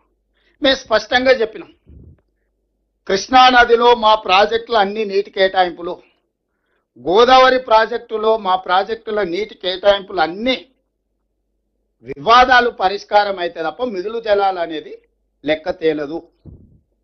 కాబట్టి గోదావరి బేసిన్లో మా పెండింగ్ ప్రాజెక్టులు ప్లస్ 968 టీఎంసీ వాటర్ ప్రాజెక్టులు మేము మొత్తం కట్టుకున్న తర్వాత మిగులు జలాల పైన వరద జలాలు ఉంటే అవి ఎన్ని మిగిలినాయి, దాంతో మాకెంత వస్తుంది మీకెంత వస్తుంది. మళ్ళా మిగులు జలాల మనకు వాటా ఉన్నది, వరద జలాలలో కూడా మనకు వాటా ఉన్నది. నికర జలాలలో ఏ విధంగా అయితే ప్రపోర్షనేట్గా 968 టీఎంసీ మనకు 518 టీఎంసీ ఆంధ్రప్రదేశ్కి వచ్చిందో అదేవిధంగా గోదావరిలో ఉండే మిగులు జలాలు కావచ్చు, గోదావరిలో ఉండే వరద జలాలు కావచ్చు, ప్రపోర్షనేట్గా తెలంగాణకు కూడా ఒక రైట్ వస్తుంది. ఇవన్నీ చర్చించుకోవాలంటే ఆఫీసర్స్ లెవెల్లో ఫస్ట్ డిస్కషన్ జరగాలి. ఆ తర్వాత అక్కడ ఇది కాకపోతే మన మంత్రుల కమిటీలో జరగాలి. అక్కడ కూడా పరిష్కారం కాకపోతే అపెక్స్ కౌన్సిల్లో కూర్చొని మాట్లాడుకోవాలి. అప్పుడు మాత్రమే నికర జలాల లెక్కలు తేలిన తర్వాత మిగులు వరద జలాల మీద చర్చ జరుగుతుంది. మిగులు వరద జలాలలో తెలంగాణకి ఎంత వస్తుందో కూడా లెక్క రాసుకోవాలంటున్నాం మేము. ఇప్పుడు సింపుల్గా సముద్రంలోకి వెళ్తూనే మేము తీసుకెళ్తున్నాం. చంద్రశేఖరరావు గారు 2016 నుంచి 2023 వరకు మాకు సంపూర్ణంగా సహకరించిండు. మా ఎడారిగా మారిన రాయలసీమను రతనాల సీమ చేస్తా అన్నాడు. కేవలము రాగి సంకటి రొయ్యల పులుసుకే మాకు ఇంత అవకాశం ఇచ్చిండు చంద్రశేఖరరావు గారు. ఉత్తమ్ కుమార్ రెడ్డి రేవంత్ రెడ్డి ఎందుకు అడ్డం పడుతున్నారు అని ఇప్పుడు వాళ్ళ బాధ. ఉత్తమ్ కుమార్ రెడ్డికి రేవంత్ రెడ్డికి రొయ్యల పులుసు కానీ రాగి సంకటితో పనిలేదు. తెలంగాణ ప్రజల యొక్క హక్కులతోనే మాకు సంబంధం. వ్యక్తులు ఎవరికైనా పరిచయం ఉండవచ్చు. వ్యక్తులు పరిచయం ఉన్నంత మాత్రాన రాష్ట్ర రైతాంగం యొక్క హక్కులను తాకట్టు పెడతామా? ఈ తెలంగాణ రాష్ట్రం ఇచ్చిందే కాంగ్రెస్ పార్టీ. ఈ తెలంగాణ రాష్ట్రాన్ని కాపాడుకోవాలనే తాపత్రయం ఉన్నది కాంగ్రెస్ పార్టీకి. ఆ కాంగ్రెస్ పార్టీ ఈరోజు తెలంగాణ రాష్ట్రంలో ప్రభుత్వం ఉంది. మేము అహంకారంతోనో నిర్లక్ష్యంతోనో గొప్పల కోసం వ్యవహరించదలుచుకోలేదు. మేము సాంకేతికంగా అంశాలను ప్రభుత్వాల ముందు, రాజకీయపరమైన విధానంతో ప్రజల ముందుకు, న్యాయపరమైన విధానాలతోని ఎక్కడ కొట్లాడాలనో అక్కడ కొట్లాడతాము. అందుకే ఈరోజు నేను ఆంధ్రప్రదేశ్ ముఖ్యమంత్రి గారికి సూచన చేస్తున్నా. పైనున్న ప్రాంతం మాది, మీరు వదిలితేనే కదా మాకు వస్తుంది అని అంటారు. బాగానే ఉంది, నదీ పరివాహక విధానం కరెక్టే. కానీ కిందున్న ప్రాంతం పైనున్న రాష్ట్రం యొక్క నికర జలాల ప్రాజెక్టులకు కూడా ఎందుకు అభ్యంతరాలు పెడుతున్నారు? మీరు మొట్టమొదట బ్లాంకెట్గా మాకున్న మా హక్కులు కృష్ణానది జలాలు, పట్టిసీమ జలాలు గోదావరి నుంచి మీరు తాత్కాలికంగా కృష్ణా బేసిన్, కృష్ణా డెల్టాకి తీసుకెళ్ళారు 90 టీఎంసీలు. ఆ 90 టీఎంసీల నీళ్ళలో 45 టీఎంసీలు మాకు కృష్ణా బేసిన్లో అదనంగా రావాలి. ఆ 45 టీఎంసీలు ఇస్తే అదేవిధంగా మేము ఒక 90 టీఎంసీలు మేము మైనర్ ఇరిగేషన్లో వాడుకుంటున్నాం. అవి ఆ మైనర్ ఇరిగేషన్ వాటిని మేము మేజర్ ఇరిగేషన్లో కన్వర్ట్ చేసుకుంటూ ఒక 45 టీఎంసీలు పాలమూరు రంగారెడ్డి ఎత్తిపోతలకు కేటాయింపులు ఇవ్వండి అని మేము తిరుగుతా ఉన్నాం. నేను ఉత్తమ్ కుమార్ రెడ్డి గారు 18 నెలల నుంచి మా కృష్ణా బేసిన్లో ఉండే పాలమూరు రంగారెడ్డి ఎత్తిపోతలకు, మా కల్వకుర్తి లిఫ్ట్ ఇరిగేషన్కు నీటి కేటాయింపులకు మీరు కేంద్ర ప్రభుత్వానికి నిరభ్యంతర పత్రం ఇస్తే మాకు కేటాయింపులు వస్తే మేము ఆ ప్రాజెక్టులకు లోన్లు తెచ్చుకుంటాం, నిధులు తెచ్చుకుంటాం, మేము ప్రాజెక్టులు కట్టుకుంటాం. దాంతో మా పని సులువు అవుతుంది. మీరు వాటికి వచ్చినప్పుడు కృష్ణా బేసిన్లో ఉండే ప్రాజెక్టులకు అభ్యంతరాలు పెడుతున్నారు, గోదావరి బేసిన్లో ఉండే ప్రాజెక్టులకు అభ్యంతరాలు పెడుతున్నారు. నికర జలాల కేటాయింపులు ఉన్న తెలంగాణ రాష్ట్రానికి మీరు అభ్యంతరాలు పెట్టుకుంటూ వరద జలాల కోసం, మూడో పంట కోసం మీరు తాపత్రయపడుతున్నారు. మొదటి పంటకే మాకు లేవు, మా తాగునీళ్ళకే మాకు సమస్య ఉన్నది. మీరు కూడా ముందుకు వచ్చి సహకరించాలి కదా ఆంధ్రప్రదేశ్ ముఖ్యమంత్రి గారు. ఈ సమస్యలు ఒకవైపున పరిష్కారం కావు, ఒకవైపు నిర్ణయాలతో ఇది ముందుకు పోదు. ఇరువైపులో చర్చించుకోవాలి, చర్చల ద్వారానే పరిష్కారం వస్తుంది. కేంద్ర ప్రభుత్వం పెద్దన పాత్ర పోషించాలి చట్టపరంగా. Apex council chairperson is Jal Shakti minister. ఆనాడు ఉమాభారతి గారు ఉన్నారు, తర్వాత గజేంద్ర సింగ్ షెకావత్ ఉన్నాడు, ఈరోజు సిఆర్ పాటిల్ ఉన్నాడు. పెద్దన్న పాత్ర పోషించాల్సిన కేంద్ర ప్రభుత్వము ఒక లిటిగేషన్ క్రియేట్ చేస్తుంది. పరిష్కరిస్తే మా దగ్గర ఎందుకు వస్తారు? ఈ పంచాయతీ ఇట్లుంటేనే ఇద్దరు మా దగ్గరకు వస్తారు కదా, అప్పుడు ఇద్దరు జుట్టు పట్టుకొని ఆడించవచ్చు అని కేంద్ర ప్రభుత్వం యొక్క విధానం. ఇన్ని మాటలు మాట్లాడే కిషన్ రెడ్డి గారు ఎందుకు ఈ నీటి కేటాయింపులకు సంబంధించి బాధ్యత తీసుకోరు? కేంద్ర మంత్రి కదా ఆయన, union cabinet minister. CR Patil గారికి ఎంత హోదా ఉందో కిషన్ రెడ్డి గారికి కూడా అంతే హోదా ఉంది. మేము పర్సనల్ గా కలిసి చెప్పినాము, అధికారులను పంపించి చెప్పినాం కిషన్ రెడ్డి గారికి, ఈ నీటి కేటాయింపులకు సంబంధించి మీరు మాట్లాడండి, మీరు బాధ్యత తీసుకోండి. ఇప్పుడు అదే ఆంధ్రప్రదేశ్ నుంచి రామ్మోహన్ నాయుడు నుంచి అందరూ పోయి ఆడ కూర్చొని ఆంధ్రప్రదేశ్కు నీళ్ళు ఎట్లా తీసుకుపోవాలనో table to table, office to office తిరుగుతున్నారు ఆంధ్రప్రదేశ్ మంత్రులు, ఆంధ్రప్రదేశ్ నుంచి కేంద్రంలో ఉన్న మంత్రులు. మరి కిషన్ రెడ్డి గారు ఈ పని చేయడం లేదు. ఈ వివిధాన్ని పెంచి పెద్ద చేస్తే తద్వారా బీఆర్ఎస్ మళ్ళీ బతుకుతే మళ్ళీ మాకేదో రాజకీయంగా ప్రయోజనం ఉంటుంది, కాంగ్రెస్ను మార్జినలైజ్ చేయొచ్చు అనేది వాళ్ళ ఆలోచన. ఈరోజు నిజంగా వీళ్ళ తాపత్రయం ఏది? తెలంగాణ నీటి కేటాయింపుల కోసం కాదు, రాజకీయ మనుగడ కోసం వీళ్ళు తాపత్రయపడుతున్నారు. ఈ వేదికలో ఈ రూమ్లో ఉన్న ప్రజాప్రతినిధులందరికీ నా సూచన ఒకటే, ఇది వ్యూహాత్మకమైన రాజకీయ ఎత్తుగడ. అంతరించిపోతున్న బీఆర్ఎస్ ను పునరుజ్జీవింపజేసుకోవడానికి చేస్తున్న ఒక ప్రయత్నము. దింపుడు గల్లం ఆశ అంటారు కదా, ఈరోజు దింపుడు గల్లం ఆశతోటి నదీ జలాలను అడ్డం పెట్టుకొని దీన్ని వివాదాన్ని సృష్టించి మన మీద బురద జల్లి మనల్ని దోషులుగా నిలబెట్టి రాజకీయ లబ్ధి పొందాలనుకుంటున్నారు. ఈ విషయాలను ప్రజలందరికీ వివరించాలి. మీరు ఏ ఊరికి పోయినా, మీరు గ్రామ పంచాయతీలో అభివృద్ధి కార్యక్రమాలకు పోయినా, మండలానికి పోయినా, నియోజకవర్గానికి పోయినా, జిల్లాకు పోయినా, ఇక్కడ ఉన్న ప్రజాప్రతినిధులందరికీ నా విజ్ఞప్తి ఒకటే, ప్రజలకు పూర్తిగా వివరించాలి. ఉమ్మడి రాష్ట్రంలో కొట్లాడిందే నీళ్ల కోసము, ప్రత్యేక రాష్ట్రం తెచ్చుకున్నదే నీళ్ల కోసము ఈ ప్రాంతాన్ని సస్యశ్యామలం చేసుకోవడం. ప్రత్యేక రాష్ట్రం వచ్చిన 10 సంవత్సరాలలో చంద్రశేఖరరావు గారు ఆనాటి ప్రాజెక్టులను పూర్తి చేయకపోను మన నీటి హక్కులను స్వయంగా సంతకం పెట్టి తాకట్టు పెట్టి వచ్చిన మీటింగ్లలో.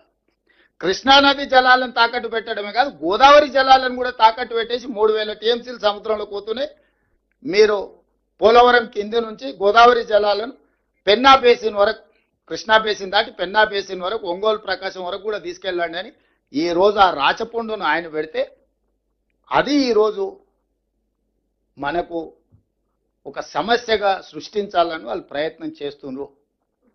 మనం మెదలకుంటూ ఉంటే ఏముందిలే ఆయన చెప్పేది ఎవరు నమ్ముతాడని మీరు అనుకుంటే ఓ రోజు అబద్ధం తిరిగి నిజానికంటే ఎక్కువ ప్రమాదకరంగా తయారైంది. నిజం గడప దాటే లోపలనే అబద్ధం ఊరంతా తిరిగి వస్తుంది అంటారు కదా, దాన్ని చంద్రశేఖరరావు వాళ్ళ అల్లుడు హరీష్ రావు గారు బాగా నమ్ముతారు. ఎందుకంటే వాళ్ళ లైఫ్ సక్సెస్ మొత్తం అబద్ధాల మీదనే ఉంది. ఫ్యామిలీ ప్యాకేజ్ కింద అబద్ధాలు చెప్పి బ్రతకడం బాగా నేర్చుకుని వాళ్ళ ట్రైనింగే అట్లుంది, స్కూలే అట్లుంది, సిలబసే అట్లుంది, ఓన్లీ అబద్ధాలే చెప్పాలి మనం అని.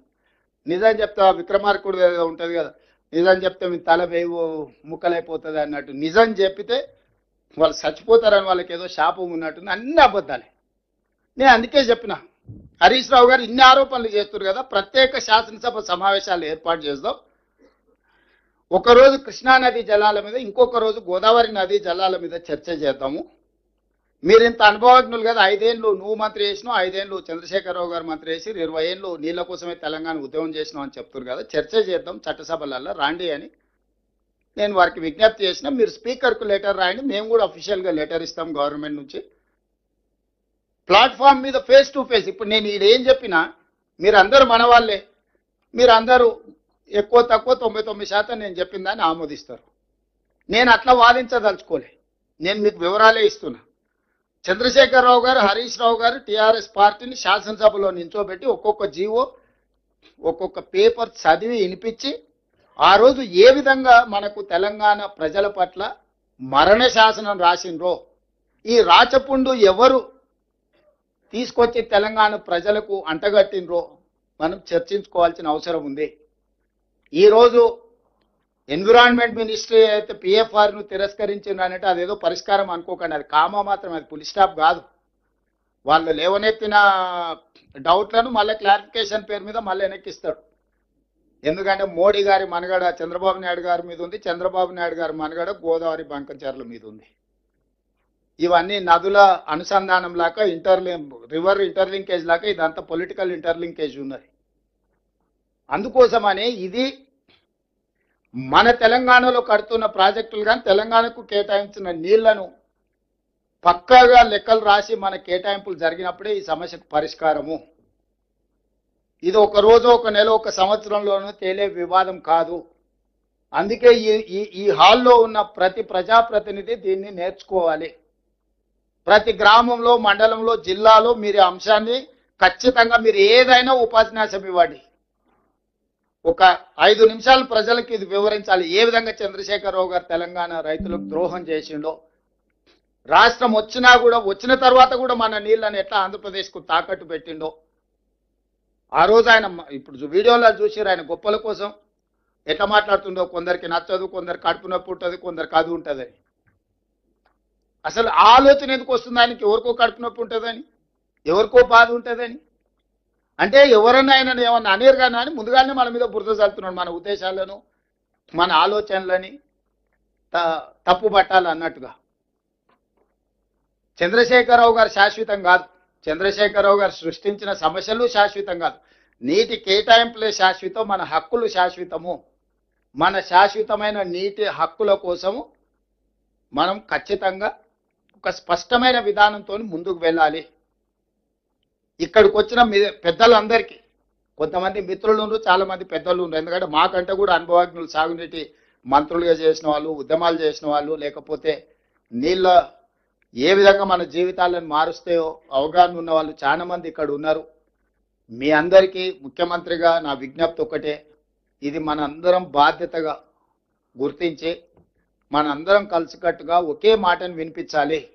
ఈరోజు చంద్రశేఖరరావుతోని పంచాయతీ పెట్టుకునే దానికంటే మన హక్కులను ఎట్లా సాధించుకోవాలని ఆలోచన చేయడం కీలకం. ఈ సమావేశంలో ఉద్దేశం చంద్రశేఖరరావు గారిని విమర్శించడం కోసం కాదు ఈ సమస్య.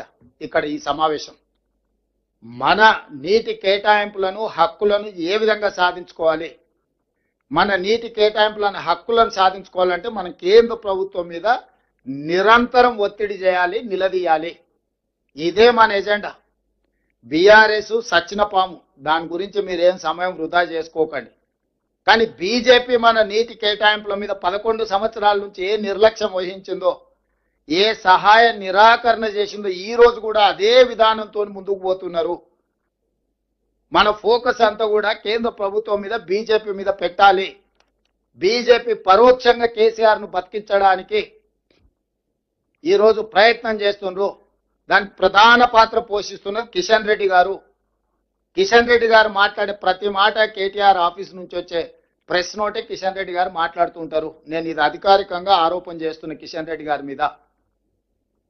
ముఖ్యమంత్రిగా నేను వారి ఇంటికి వెళ్ళి కలిసి వచ్చిన.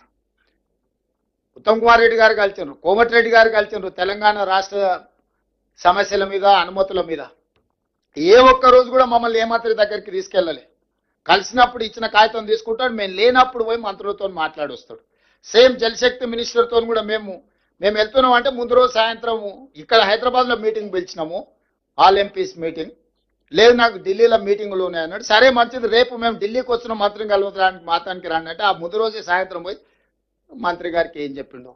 సీక్రెట్ ఎందుకు కిషన్ రెడ్డి గారు? నువ్వు నిజంగా ప్రజల పక్షాన్ని, తెలంగాణ పక్షాన్ని చెప్పేది ఉంటే మేము వచ్చేటప్పటికి నువ్వు అక్కడ మంత్రి దగ్గర కూర్చుంటే నువ్వు కూడా కేంద్ర మంత్రివే కదా, నీకు కూడా విజ్ఞప్తి చేస్తాం కదా, మా ఆవేదన ఏందో మీకు కూడా చెప్తాం కదా.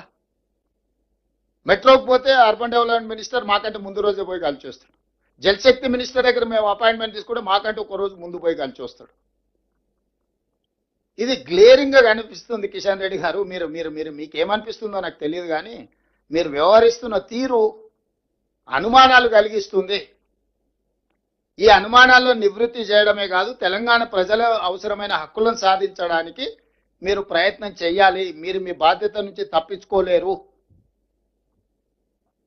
కాబట్టి ఈ సమావేశంలో ఉన్న వాళ్ళు సాంకేతికపరమైన వివరాలు, న్యాయపరమైన అంశాలు, రాజకీయపరమైన విధానంలో మనం ఫోకస్డ్గా గవర్నమెంట్ ఆఫ్ ఇండియా మీద, మోడీ గారి ప్రభుత్వం మీద, కిషన్ రెడ్డి గారి వ్యవహార శైలి మీద మనందరం గ్రామ గ్రామాన మాట్లాడాలి. మన హక్కులను కాపాడే శక్తి నరేంద్ర మోడీ గారికి, బీజేపీకి ఉన్నది. రాష్ట్రాల యొక్క హక్కులను కాలరాయడానికి వాళ్ళకి 8 మంది ఎంపులను ఇవ్వలేదు. ఇది సుస్పష్టం.